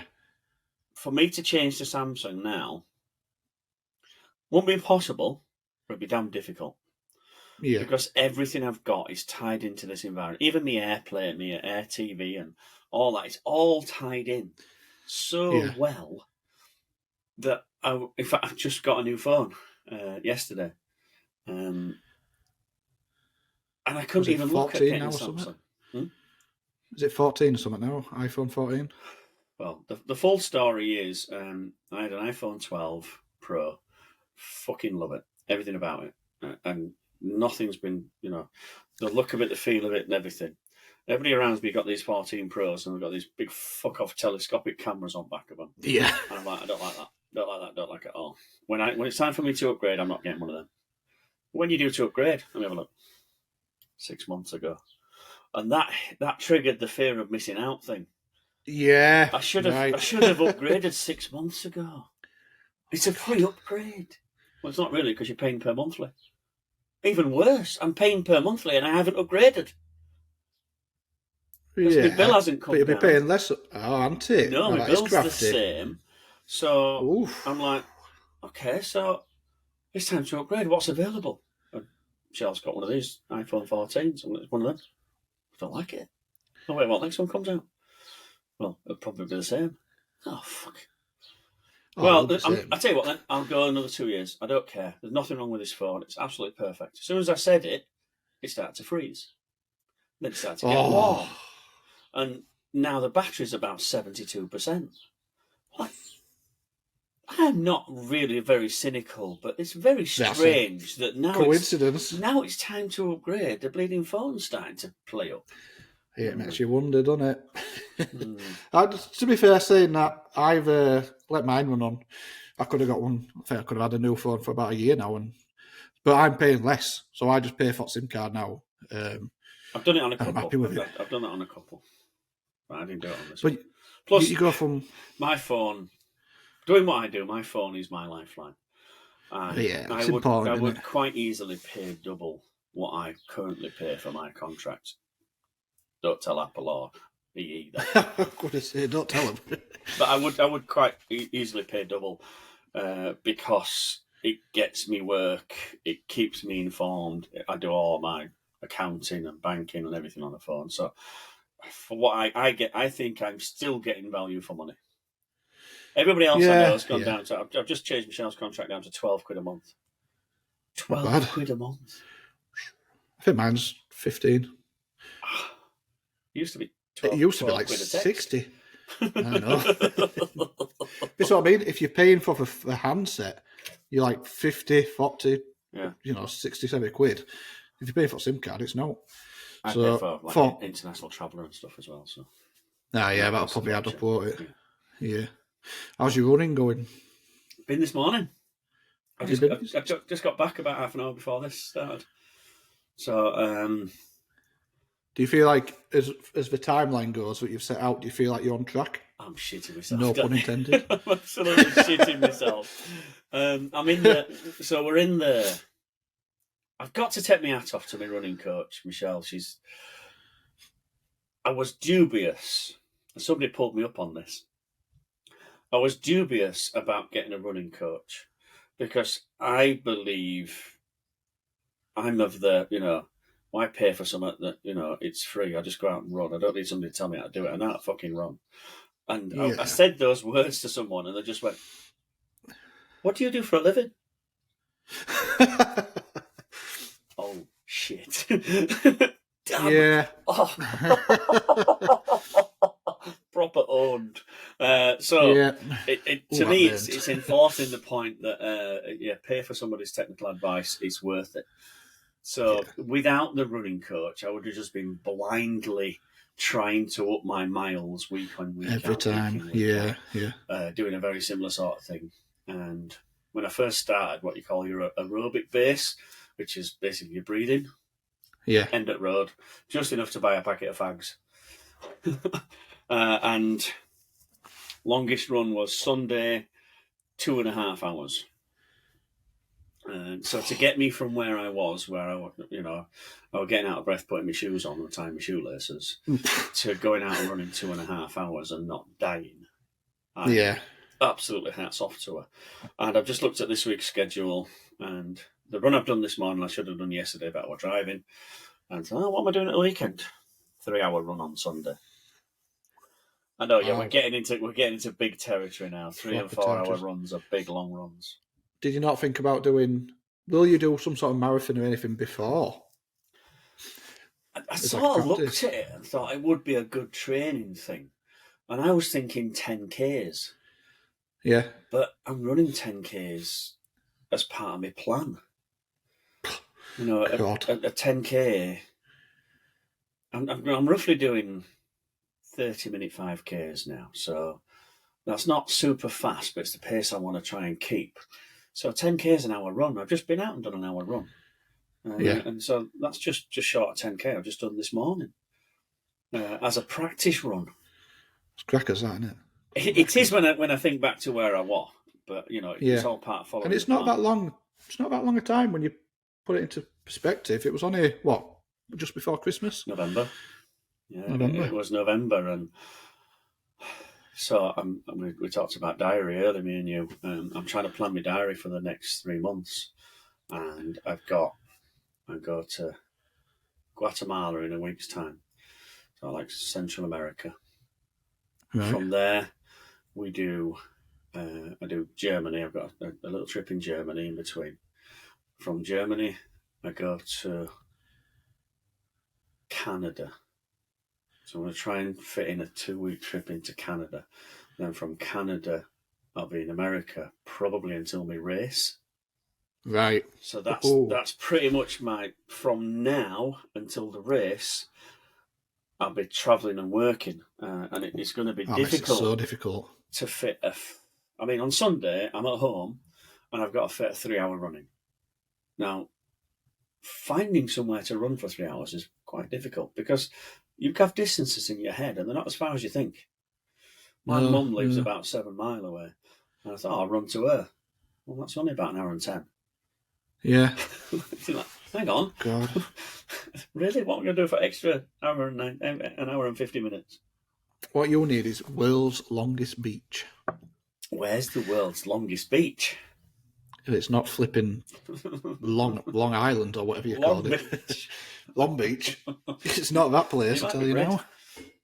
But Brid goes for some miles. Yes. I used to go, I don't do it nowadays, but when I was mountain biking all the time, I could mountain bike to Hull. So I used to go to Hornsey and back, which is 50 mile each way. So that's a 30-mile bike ride. And you can go along that beach without stopping the entire way. You get a bit further past on, so you have to start riding across the cliffs, the cliff tops, because a lot of it started to erode and fall in. So you do have to veer off a little bit. But you can ride pretty much all the way to Hull along the coast, which is, 30, 40 mile, maybe even more. Track is that? I'd like to do that, actually. Yeah, there's a proper track to do it as well. Then you can go the opposite way, right towards Scarborough, Whitby, Filey, and that's almost the same distance. But you get to about Flamborough area, and then you get on an old railway, and you follow this gravel railway all the way up to Scarborough. Really nice. Nice. Real nice. Now I couldn't even ride. Well, I ride to work on my bike, and I'm like, flip it, hell, I'm buggered. Where I've just been is at the side of a race course, so I ran round the race course. That were on. But I'm looking forward to it. It should be good. It will be good. Hell of an achievement, will that? Do you know what? You'll do it. Yeah. You'll do it, no doubt about it. But hell of an achievement starting that journey. Yeah, full stop. It's been good mentally because it's given me something to aim for over a long period, and I can't remember the last time I had a structured goal, if that's the right word. Yeah, a proper structured goal. You know, you've got loose goals. Me and you sat at January and said, you know, we're going to do this, we're going to do that, we're going to do that. But it's quite a loose plan. Yeah. This is a structured goal where I have to do something every week towards an end. You know, and all I'm going to win is a T-shirt, for Christ's sake. It'd been easier to print my own. Yeah.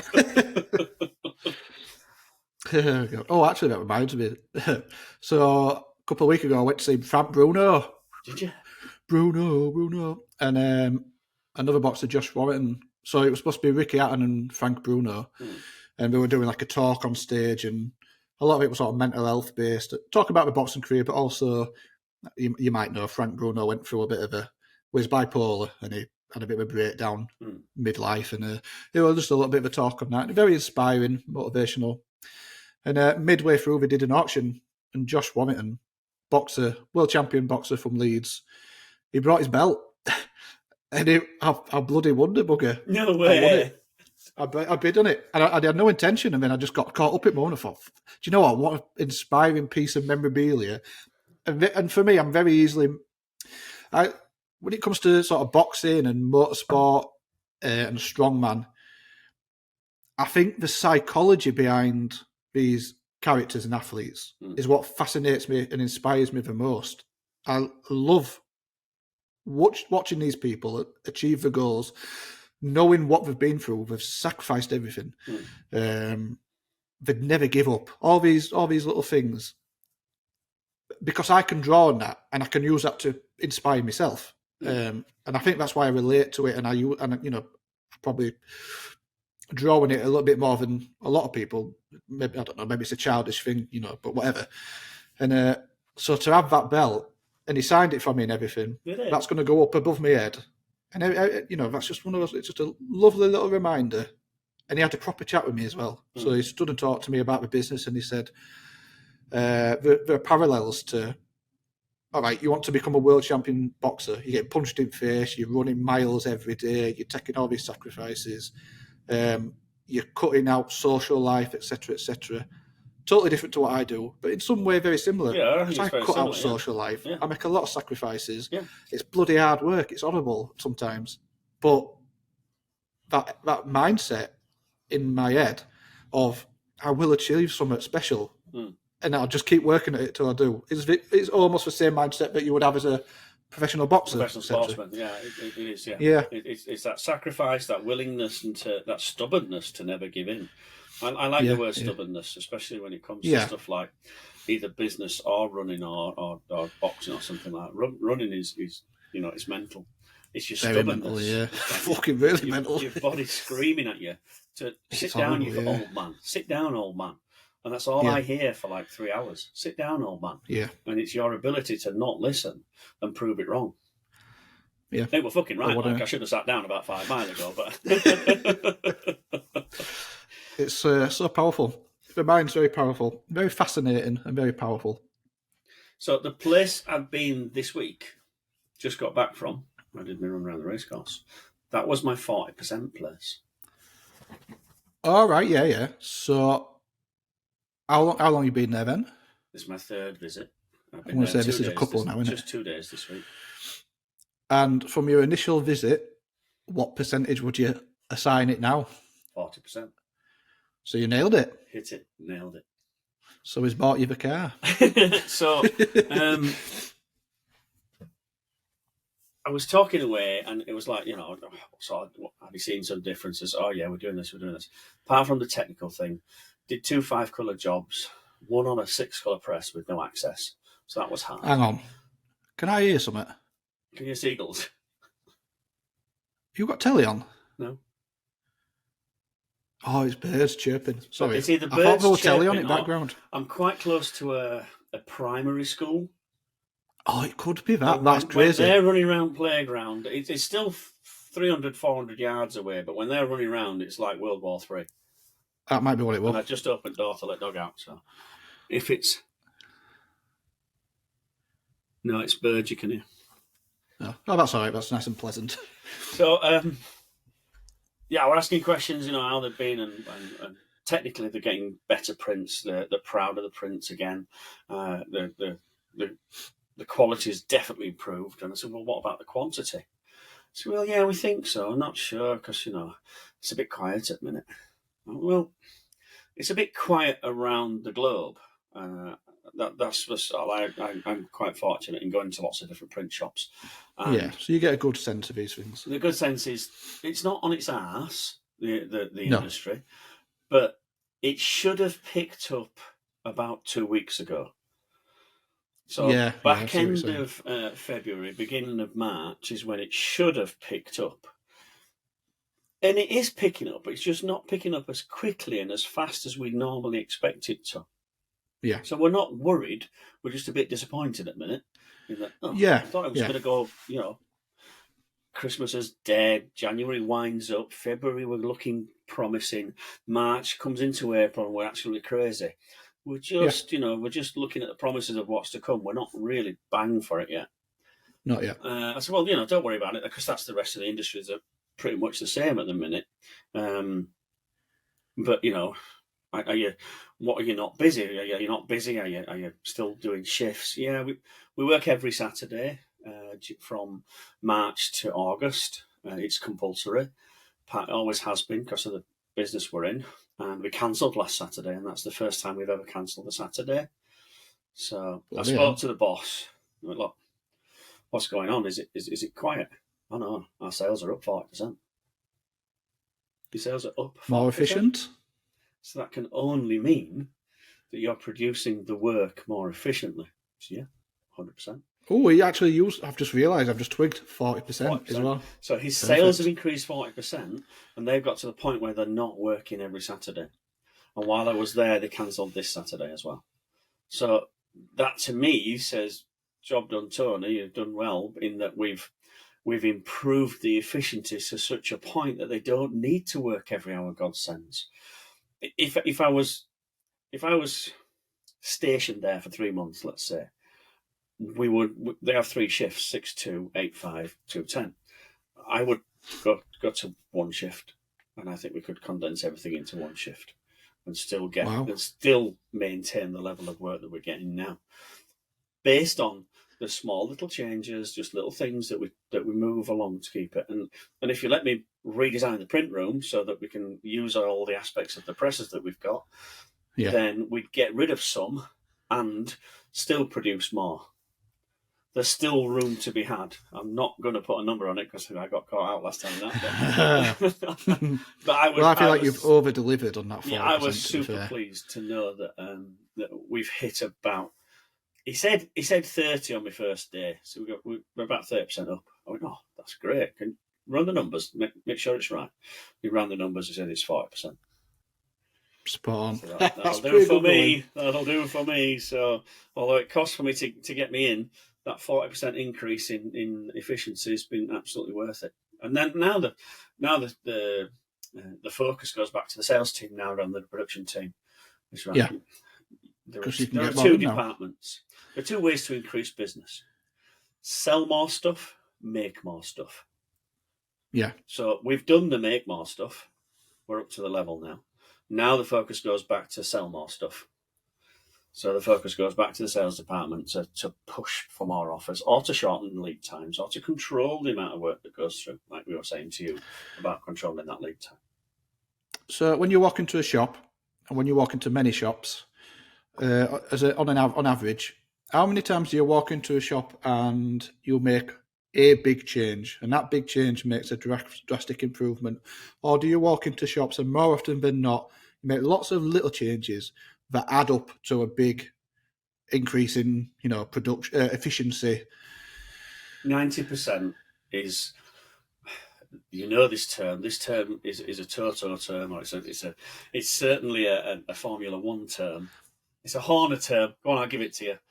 No, I'll go on then. That's all right. I'm happy with that one. It's marginal gains. Yeah. Marginal gains. Adds up. 80 to 90% of my stuff that I do is marginal gains. And I even use F1 when I walk into a shop.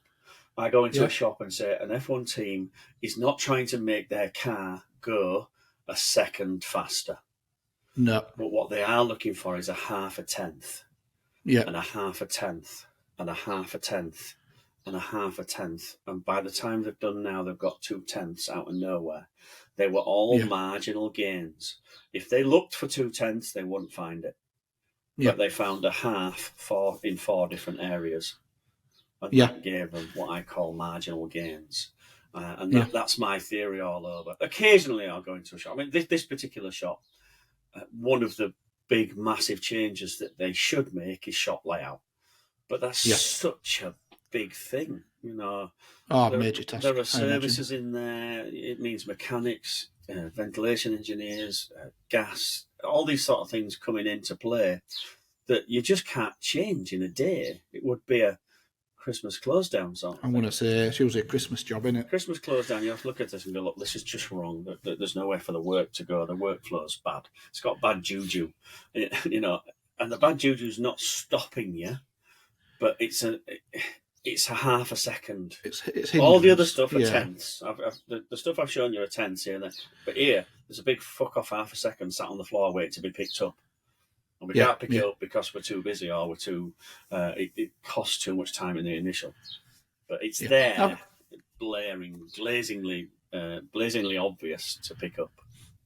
Yeah, I feel like that's a very good point to consider and reflect on. I mean, like, using the example of myself and Sarah and other listeners who are thinking we've got to get an automatic press. That is the 5-second increase. Yeah. But and you can spend all your time thinking about that 5-second increase. Fuck that. Get a tenth. Every week find a tenth. Find a tenth and find a tenth. And before you know it, you'll get there. Make small incremental changes. Tick those boxes. Have something once a week, even if it's just every week. Do something in that shop. If it takes an hour, that finds a tenth. Yeah, marginal gains, definitely a marginal gain. Yeah. It's a good technology. It's a good terminology, and it works across the board. No matter what size shop you are. Stop looking for that major bolt of lightning, that Edison moment that's going to go, wow, I need to do that now. And like you with your screen room, put another dip tank in. Take that screen time down. We ran a job. So we ran the Noah's Ark effect. Yeah, we ran a 2x2. 2 of everything. Okay. We ran a job. I had to wait all day until the guy from 2:00 came in, because I taught most of the other guys, and this guy wasn't coming until 2, and we wanted to show him how to do a 5-colour wet on wet job, which, if we roll the clock back 3 months, was thought as impossible. Don't even try. Yeah. So here's a 5-colour job. Oh, sorry, we can't do that. You have to give it to someone else. And they'd either give the work away, DTG it, DTF it, or print it on a manual where you flashed every colour. And it would look bad. So this was the mentality 3 months ago. 5-colour job can't be done. End of story. Not up for discussion. Wow. End of story. So we've got this 5-colour job to do. It's all about mesh counts, all about blade selection, everything like that. And I took my time and we explained the theory of every single minute decision we made, putting the screens into that press. The theory was explained. Why did we pick this blade? Why did we pick that angle? Why did we pick this colour order? Why didn't we do the black last? Why did we do the black first? Why on this particular job did we decide to put the large area here instead of here? Why didn't we do this? All those theories. Why did we pick that mesh cam? Well, hang on, you said this rule applies, but it doesn't apply to the last colour. Why didn't it apply to the last colour? And we went through the whole thing of it, and it took me 2 hours. Okay, so we set the job up in 2 hours, mainly because I can't stop fucking talking. I love the sound of my own voice. But other than that, there's a 2 hour setup. And I said, right, okay, we're ready to go. We've got it signed off. Everything's good. Where are the shirts? There they are. How many shirts are there? 50. Okay, 50 shirts. Let's throw them on, get them off. It took 5.5 to 6 minutes to print the 50 shirts in 5 colours. But it took 2 hours to set up. So I said, look, if I turned the speed of the press up 30%, you would gain a minute tops. So we'd go from 6 minutes to 5 minutes. Christ, it takes me longer than that to put kettle on. Yeah. So there is no point in you looking for that 1 minute gain by turning the press up and loading like a lunatic and throwing stuff left and right and risking the quality. Yeah. Have a look at the 2 hours. What could we have done to make that 2 hours faster? And they all as one went, stopped you from fucking talking. Absolutely, you didn't stop me from talking. That's an hour there. So, okay, I'll give you that. If I wasn't explaining everything to you, we could cut that down by an hour, easily. So now we're at an hour, and we've got 6 minutes printing and an hour setup. Out that hour, what really kept us tied up the most? Well, cleaning squeegees. We don't have anywhere to clean squeegees. We don't have anything to clean squeegees with. So we had 3, because we only normally use white and navy. So we had 3 sets of squeegees to find, clean, and put back in. So that probably took about 20 minutes. If you only use white, just have a set just with ink. Just don't wash them. Yeah, so they never wash them. They've always got white or navy on them, because that's their 80 to 90% of their work is either white or navy. So think school leavers, that sort of thing. I know, I'd sort of worked it out, to be honest. So, okay, so if we had a system where we could clean squeegees, clean 3 sets of squeegees and flood bars inside 2 to 3 minutes, let's say 5 minutes. Then we're not working any harder, but we've just saved 15 minutes off that job. Yeah. We do that over 4 jobs, we've saved an hour. That hour gets us another job. That extra job gets us an extra X amount of pounds. Yeah. We didn't work any harder. We didn't turn the press up to full speed. All we did was find a spot where it cost us the most time in the prep.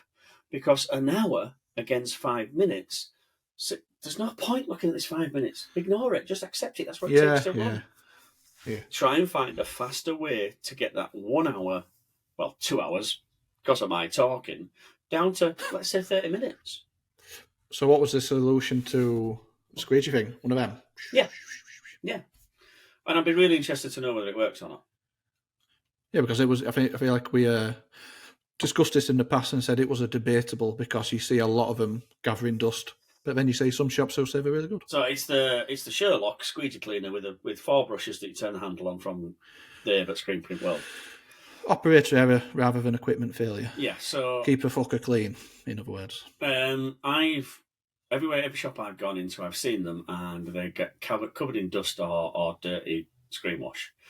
And over the last 12 to 18 months, both in America and in the UK, I've seen more of them in use. All right. Which has made me question my initial poo-poo the idea of their crap then. So I'm absolutely open to be proven whether they're right or wrong. I've watched all the videos online.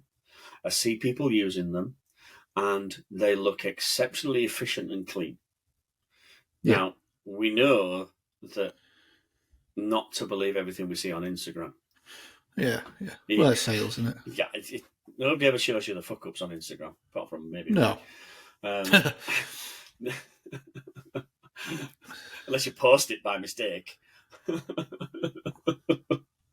No naming and shaming. Who put? Why? What did you put? Oh fucking hell! I deleted it quickly. Did you? I knew it wasn't you. Oh right, okay. I thought you sent me it because one, it was funny, and I thought it'd be funny to share it. but then you messaged me like, oh shit, maybe you didn't want that on. No, did not. that was just for your entertainment. Well, yours and Bryce's.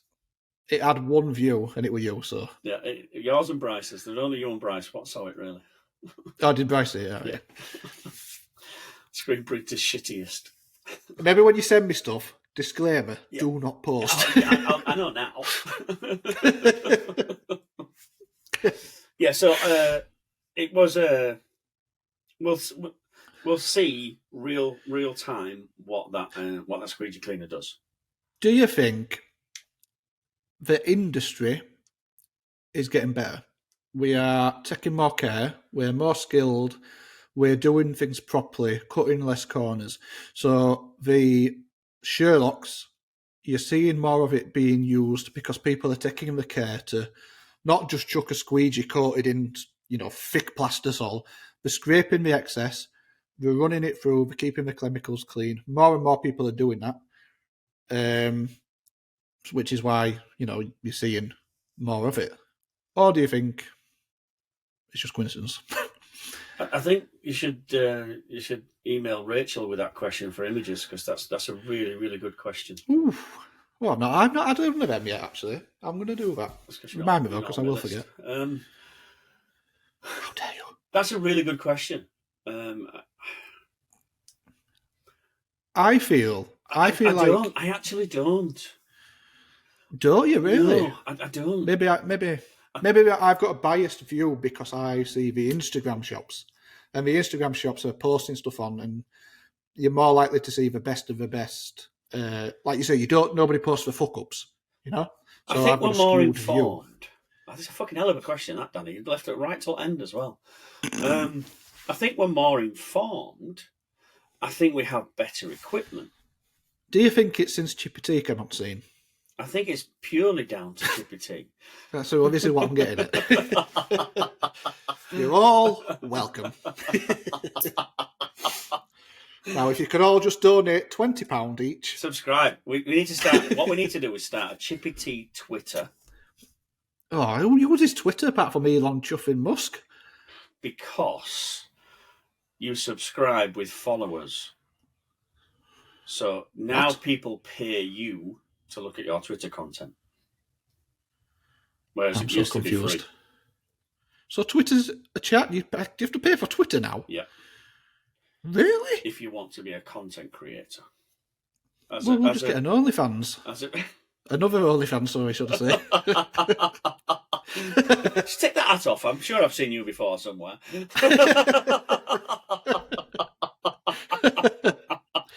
If you would like to see Tony in his speedos, $9.99 a month. The granny dwarf stuff, that's you.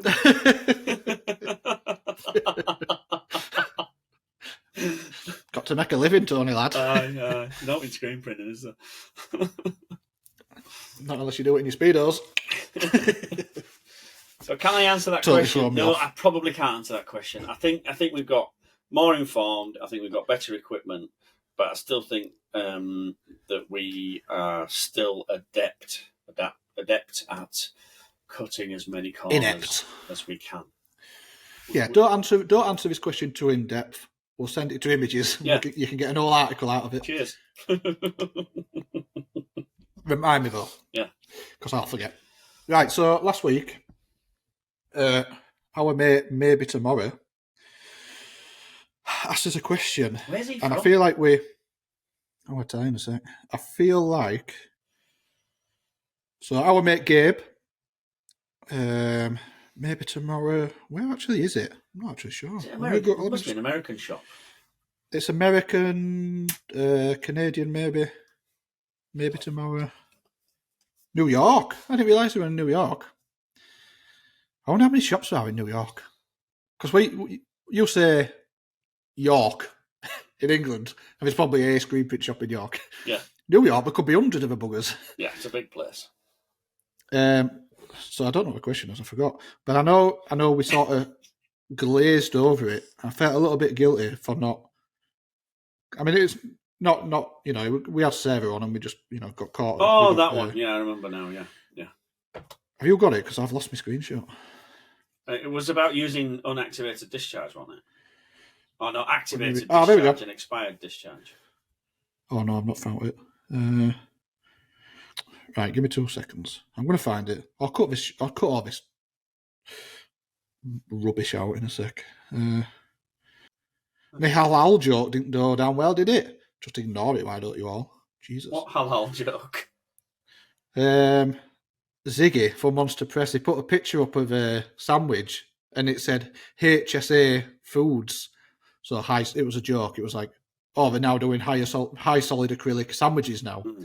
And I noticed on packet it said halal, a little halal logo. So I replied, Magna better up their game. Nobody found it funny. Maybe it won't. I know where I'm wanted. It was funny. See, when you've got to tell people it was funny, maybe it's not. I wish I'd have come prepared with this.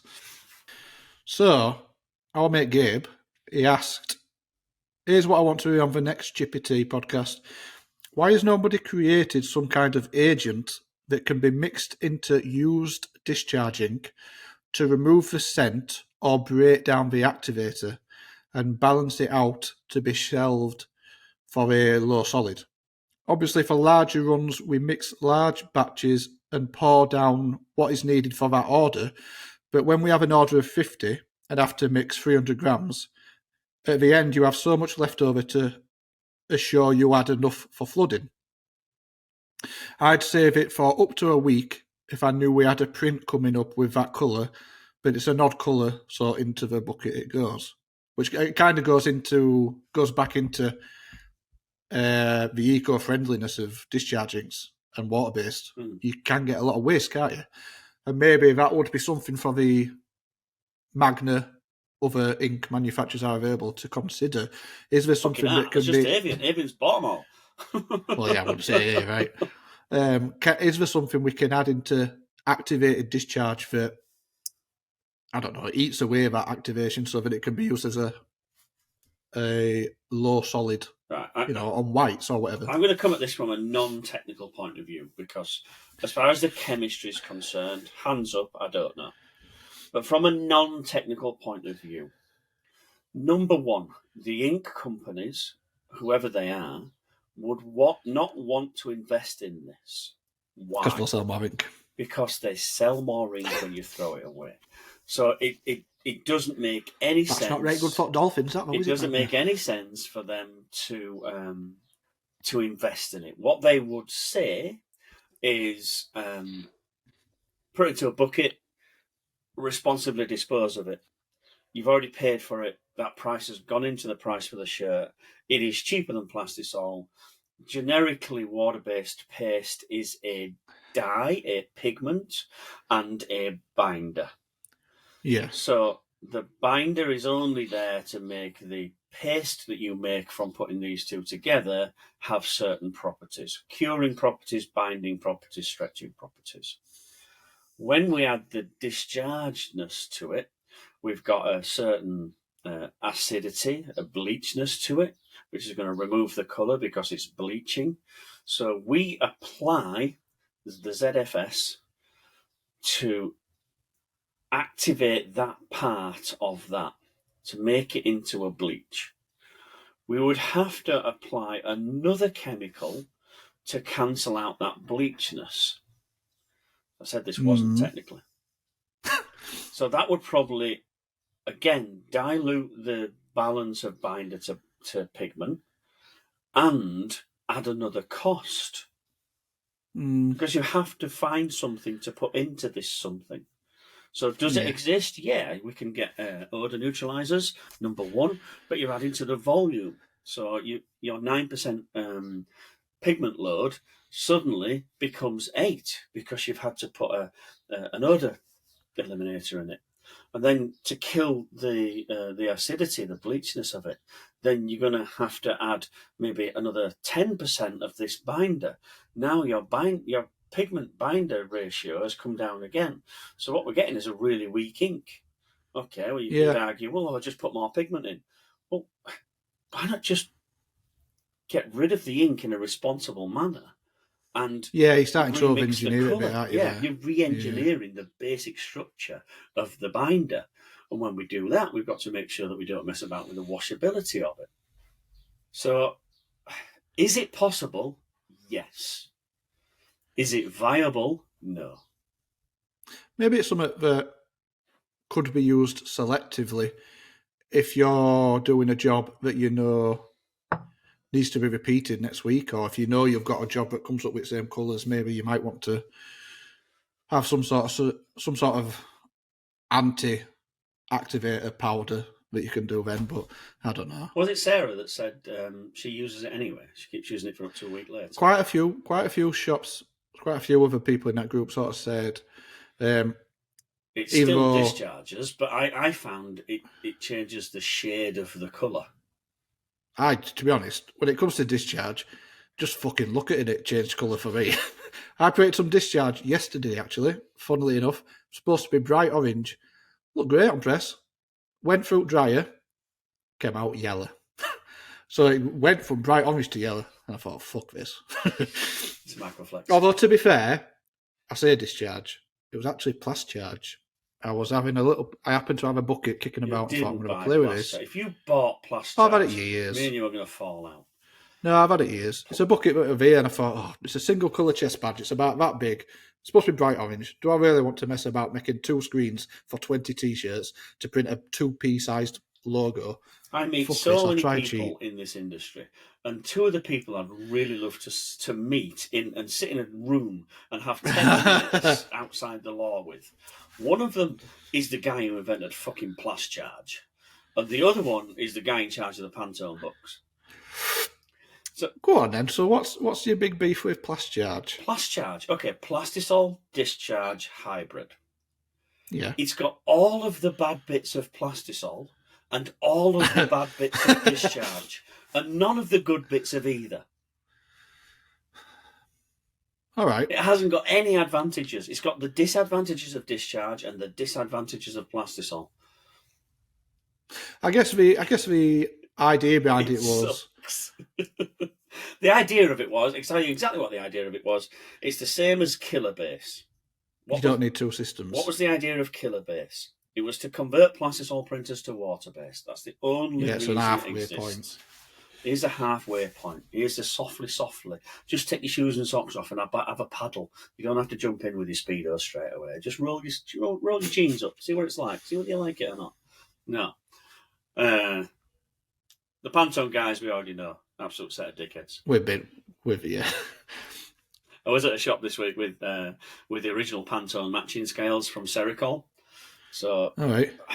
You probably missed this out altogether, but in 80s, back in day, when I were a lad and all this were fields. Back in day when it were black and white. There were only 2 colours in Pantone book.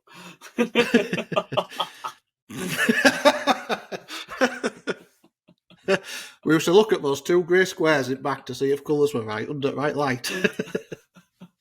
And it was ever so grainy, so you could tell. Sericol was the main maker of ink before the Americans came over and invaded us like we did to their Boston Tea Party. Before that, it was Sericol, made in England, and full mixing system, no bother. Computers weren't around, so the recipes were built into the scale. Yeah. We were all Luddites. We weren't trusted with a computer, a keyboard, and a screen and stuff, in case we sold it down market or car boot sale. So we basically had a set of scales with about 6 buttons on the front, and it was basically say what formula, what ink range, OP. Okay, what formula? 1, 2, 3. It would say, go get some white. Go get some white. Not yet. Stop, you idiot. Okay, stop. Go get some yellow. Okay, which one? Number 1, no, OP 021. Okay. And now mix, done, finished. Back to the beginning. And they worked really, really well. It was a really good idea. But then Pantone started to introduce new colours. These scales are not connected to the internet. These scales do not have a USB. These scales do not have an RS-232 interface lead. These scales are built, sealed, and done. The formulas are written on the chip. So when Pantone bring a new colour out, you have to send off the whole unit to Sherlin Electronics and get them to replace the chip. Sometimes they send you a set of scales in the meantime as a borrowing set, and then you send the whole thing back again and you've got an upgraded set. And, this still exists then? And you would do this still exists. God. It still exists. Yes. Yeah. Jesus, move with the times. Yeah. And people are still using this system. Let me see if I've got... Oh, you're going to do a show and tell? Let's see if I can see from their webpage. Yes. Okay, can I share my screen? Have we forgotten how to share screens? You make sure you close them other tabs. Granny dwarfs. Share screen. That one. Share. Can you see that? It's loading. There we go. Sherilyn. So they're the scales. Now, right. Sericol would pay for those scales. Yeah. Okay, so they would put the 500 quid down, whatever it is, for those scales. They would be branded with Sericol Fujifilm and programmed with the recipes that would make the Pantone colours if you used Sericol's base colours. They're really cool. I want some. Yeah, until it's time to upgrade them. Update it, yeah. And then when it's time to upgrade them, there's not a lot you can do. Why the hell do they not make them just cloud-based and they are the perfect scale? Jesus, can you imagine? Like, that would be massive for the industry. Just buy a pair of scales that just updates and goes along with the times by Wi-Fi. So perfect. In 2016, to counteract this, we were selling international coatings inks, and we didn't have the scales. So we speak to Sherlin, and they go, well, okay, so it's a fortune to actually write the chips and to do this. So we got in touch with Metler Toledo, and Metler Toledo said, well, if you've got the recipes on a CSV file, we'll put them into a program, and we'll just use use a set of our scales that are almost done. So all the software happens on your computer, and you send it to your scale. And you still get the same target, you still get the same stop there, go get a pop. And we wrote a little program, all to do with international coating screens, inks. Wow. That did exactly the same thing. And the beauty was, it was updatable. Just download the new CSV file. That's brilliant. I want one. And IMS from Avient does exactly the same thing. And that goes even further. That's cloud-based with feedback forms. So the feedback form says, right, Danny up in Brid, he's mixed this 032 5 times now. And although it comes out the same every time, it's just a little bit orange. Can you get somebody to check it? And we go, hang on, we'll have a look. We mix it ourselves. We think it's a bit orange as well. We've got another 100 people around the globe who've also said it's a little bit orange. So we're going to upgrade the formula in the cloud so that next time anybody mixes it, it's not as orange. And because it's cloud-based, there is no cloud. It's just somebody else's computer. But other than that, because of that, we can have a live system. So when the young guys at Pantone who go, how do we make some more money this month? Let's invent another colour. That'll screw everybody over. Oh, really? No, let's invent 30 colours. What are they going to be?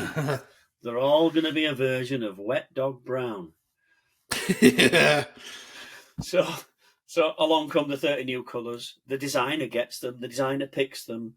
He gives them to the printer, and the printer goes, what the fuck's this? It's not in my book. Oh, well, is it in the system? If it's not in my book, it's not in the system because this system's not connected to anything. So, and we go round and round and round. So, well, what's it close to? I don't know because I can't see what it actually looks like. Well, what's it called? 73.2-C. Well, what's that look like? I don't know, because I don't have the original. Right, we'll have to buy a Pantone book. How much are they? 170 quid. Fuck, what? Every year. Yeah. And what if you just bought them and then Pantone bring out Smelly Wet Dog Brown version 3? Pantone's colour of the year. You know what really annoys me? If you want to consider a new ink, so I've been looking at swapping. So I use international coatings, but I've been looking at changing. I've tried to gain access to Wilflex's system, and also. What do you mean gain access to? Mixopaque. Just get on the software so that I can you need to input a Pantone, put a Pantone in, and then I can buy, a small pot of each, mix it, test it, and then I know, right, this system's one for me, whatever. I've registered. So Wilflex, for example, you go to the software page, it asks you to register. Registered, no response. No response whatsoever. So when I've tried it 3 times when you now. register, it goes to America because INS is run by a different company. I've tried it 3 times. And then that company then say to the UK dealer, which I think is Colenso, has he bought some ink? Are they still knocking about? Because I ordered some of it. So the website, the retail prices have all disappeared. Colenso? So, yeah. So it's just a fucking change every half hour. It's like booking a plane ticket. Depends on what time of day. You're better off looking at midnight. Clear your browser first. I put something in my basket, checked out. You don't just pay for it anymore there and then. It says we'll send you an invoice, whatever. You're invoiced for it now, right? Yeah. Yeah, but I've not had one. Why do I find it so difficult to give people fucking money? Something, yeah, because it's like I'm going on a tangent here. What about like Magnum ink? If you want to buy Magnum ink, you can't go to Matrix, add something to your basket, and check out. You've got to sign up, and we've got to send you your prices, etc., etc., etc. I just want to go onto a website, put a pot of ink in, pay with my card, and forget about it. Stop making it a difficult buying experience. There are different places you can go. So, Hunt the Moon. You can buy some little pots from there. You can buy pots. Yeah, but they're really little, aren't they? Yeah, I'm talking about like 5 kilograms or whatever. And they're all made by. Yeah, I know. But if you wanted to buy little ones from there, you could. Pyramid should be quite easy to buy from.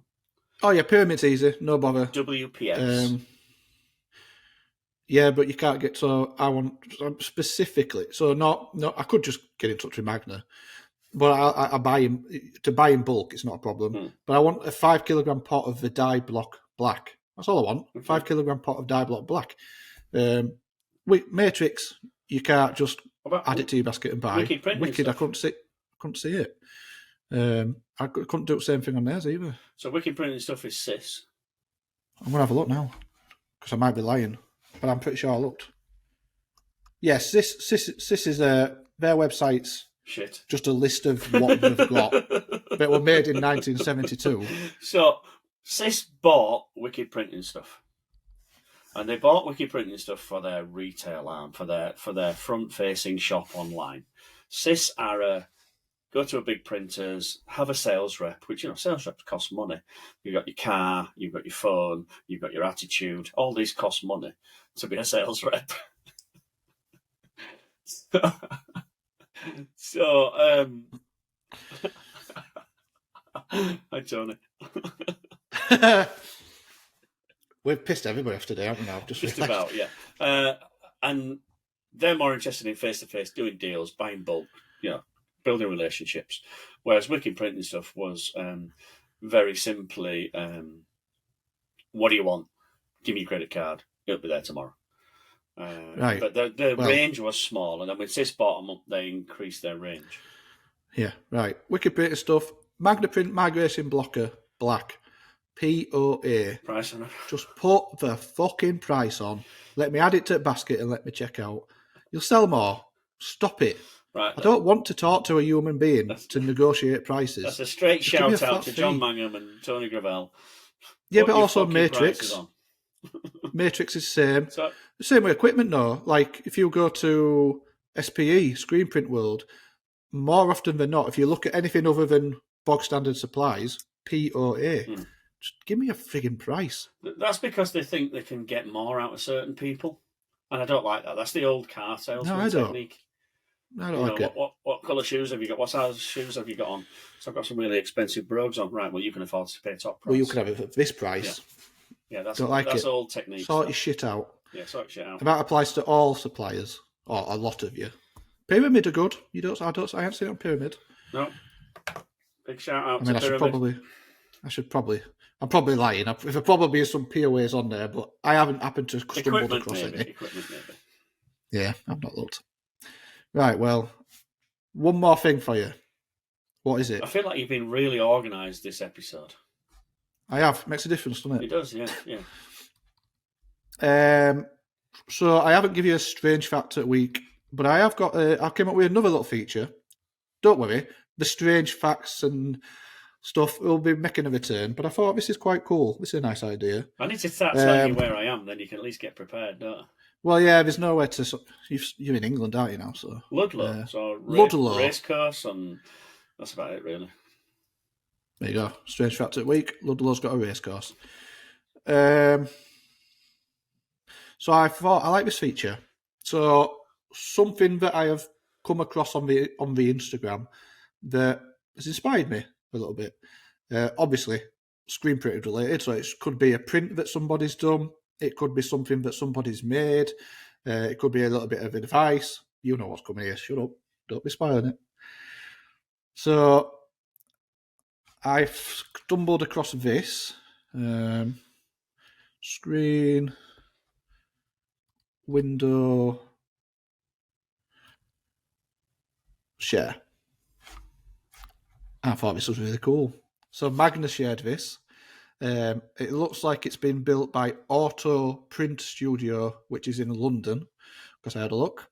They're an interesting print shop because it looks like they do textiles. Auto. Like you. That's how you say auto. They've got a couple of autos.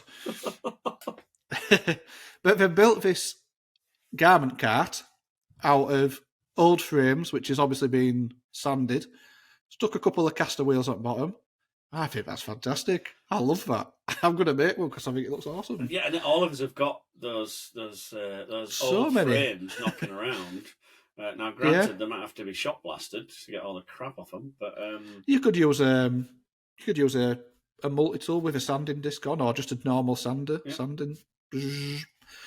I'm sure it'd work. Take a bit of time, but it looks cool, doesn't it? Yeah, it looks good. I like that. Yeah, I think that's a good idea. That. Yeah. And I'm sort of a little bit flabbergasted on why I've not seen that before. I know. Seems obvious, doesn't it? Yeah. I've seen stuff built. I've seen people make counters out of old screen frames. Yeah. So if they've got like a little storefront, they just build a counter out of frames stacked together to make a cube. What you dropped? A bollock. Just knocked some off and it's gone all over the floor and I'm just going to ignore it and hope it goes away.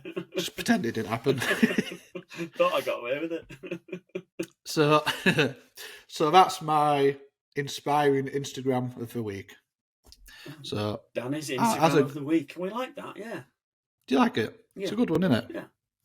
I'll make that a part of my routine. That's a feature. That look for stuff on Instagram that's caught your fancy. What's tickled Danny's fancy this week? Yeah, we'll go with that one. I like it. Right, so we've done 2 hours 20. Wow, that's a nice chunky episode. Wow. I feel like this has been a good one. I've enjoyed this one. Yeah.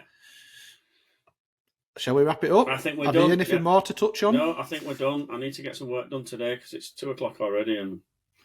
I've got a 6-colour print to go do. Okay. And I want Chippy for tea, so this is going to be a right rush. I noticed you've changed your name on Instagram. I have actually, yeah. Actually, I've been putting a bit of work into Instagram. I'm doing a bit of ghost busting. Ghost busting. I know what you're going to say. I still don't want to do that, and I don't know what it is. It's like throwing stuff away. I don't like doing it. So I've gone down. So this is something I've done. A couple of years ago, I went from 27,000 followers down to about 15,000. And over the past 2 or 3 weeks, I've gone from 13.2, I think I was at, to 12.1. So I've got a list of about 8,000 followers. And these 8,000 followers are ranked from worst to Where not do so you bad. get that list from? Now, previously, the first time I did this, I did it with some naughty software, I'll be honest. Yeah. I used to have some naughty software which would scrape information, very naughty.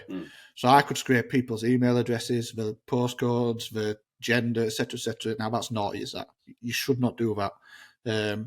I haven't got access to that software anymore. I don't pay for it anymore. And it's dangerous to use because if you're not up to date with using VPNs and knowing the limits, etc., of what, how much you can push your luck, you just end up getting yourself banned. So this time around, I've got in touch with somebody who basically does know how to use that software and get away with it. You paid a hacker. Yeah. And they've produced a list of 8,000 followers from the most ghosty, if you like. So things are taken into consideration like, have they got a profile picture? Have they got posts? How many times have they interacted with you? When was the last time they even posted? And if if all of them factors are low, well, they're no benefit to you. All they're doing is eating up your engagement rate. The more followers you've got that don't interact with you in any way, they're pointless followers. And those followers that are likely to interact with you won't see you because of all of them taken away from that. So unless you've won a Sheen card, then obviously you're at the top of the list. Or they want some digitised. Oh, the bloody Sheen cards. Yeah, well, digitisers is a perfect example. Get rid of them. They're no good to you. They're not helping you. They're just eating your engagement rate. So, in an ideal world, if you had 100 followers and every single one of those 100 interacted with you, you would have Perfect. a higher engagement rate than having 100,000 followers and having 100 people engage with you. Perfect. Exactly that. So even though it hurts, and back in the day, before the algorithms changed, the more you had, the better. It was all about numbers. Now it's all about engagement. Because you could buy the numbers. On a percentage. There were some unscrupulous people buying followers, weren't there? I think so, yeah. But using unscrupulous tactics to buy followers or offer Google discounts or offer discounts. Giving away keylinks to get reviews. Yeah. Blindly. Yeah. So back in the day. Back in the day, we're not subtle about it anymore, are we? It's gone out the window. I feel like the care's just gone. That was sly, that though. I didn't like that. I'm not even going to sugarcoat it. I don't like that. Back in the day, you could use the follow-unfollow tactic. So you would follow a bunch of people that you thought maybe they might be interested in what you do. Some of them would follow you, which is cool. Stick with them. And anybody that didn't follow you back, just unfollow them a few days later. And that's how you would build up. You would repeat that process for, over weeks and months. And before you know it, you've got thousands and thousands of followers. And that's all I did. I just spent a lot of effort following a lot of people, and a percentage of those people followed me back. And it was perfect. It was great because posts appeared chronologically. There were nothing to do with engagement rates, or very little to do with it. So if you posted something at peak times, a hell of a lot of people saw it. So you got more engagement back. But now it's irrelevant. You can post something at the most perfect time. Everybody's sat on the phone. They might not see it for days later, if they see it at all. I'm getting that, yeah. So get rid of your ghost followers. They're serving you no purpose. They're holding you back. And that's what I'm doing. That wasn't your original question, was it? No. Oh, I've changed my name. Yeah, I changed my name. I was just thinking about... Be more specific to the field that you're in. I was considering keywords. Yeah. And essentially getting more keywords in. So Flipping Sweet UK says nothing. But now it has Flipping Sweet Print Co. The word print is in the title. So that is an extra ranking, if you like. If somebody's looking for printing, or if they follow and happen to like post for adverb phrase printing or whatever, it might just get me there a little bit further in the line, in the queue. Just been a little bit more SEO friendly. Good. I might take tips from you on that one. I'm no expert. I don't think anybody is, because nobody knows the algorithms. It's emerging technology. Nobody truly it's changing knows as well. It's changing technology. And that's another thing. Yeah, there was a big dramatic change that happened quite a few years ago, and it was that switch. It was when it went from quantity to engagement, basically. Yeah, that screwed a lot of people over. Screwed me over. My Instagram was never the same since then, and took a lot of work to get it back. But you keep trying. Little percentages. A couple of attempts here and there. Marginal gains. Right, Can we wrap it all up? On that bombshell, we're going to wrap it up. You have been listening to me, Tony P from Palm Print, and Danny D from Flipping Sweet Print Co. We didn't do that at the start. You did. Did it's I? It's been fucking 4 days since we started, so it's been a long time. So thank you very much for watching. Thank you for joining in. Thank you for subscribing. Tell all your friends. We are finding we're getting a really good reach from lots of different places. As far away as Australia, we're getting reach, and as far away as America, and everywhere in between. So some German ones, some non-English speaking, which is fantastic. Somewhere somebody's translating our rough northern accents into translatable language. So thanks for that. And keep up to date with us. Don't forget to subscribe to our Instagram account, which is Chippy Tee Official, and give either me or Danny a like and a follow, and subscribe to the YouTube, subscribe to the Spotify. Drop a comment in there. I did go in there and I see a few comments the other day. You did. You didn't reply to any of them, or did you? Because I had to bloody do it. You've got a can. I like the way you hearted them all, but just ignored it. Yeah. It's all right. Danny will do it. You've got access to that. See, if I reply, it replies as me, not Chippy Tee. So, to be fair, I was logged in as me, and I thought I'll do that when I'm not logged in as me. I'll do that now. Or I wasn't logged in as me, and I thought I'll do it when I'm logged in as me, and I forgot to go back to it. You're right. And then your dog ate your homework. Yeah, and he was sick on it. Yeah. Right. So thank you very much, and all that remains to be said now is, I'll see you next week. I'll see you. Ta-da.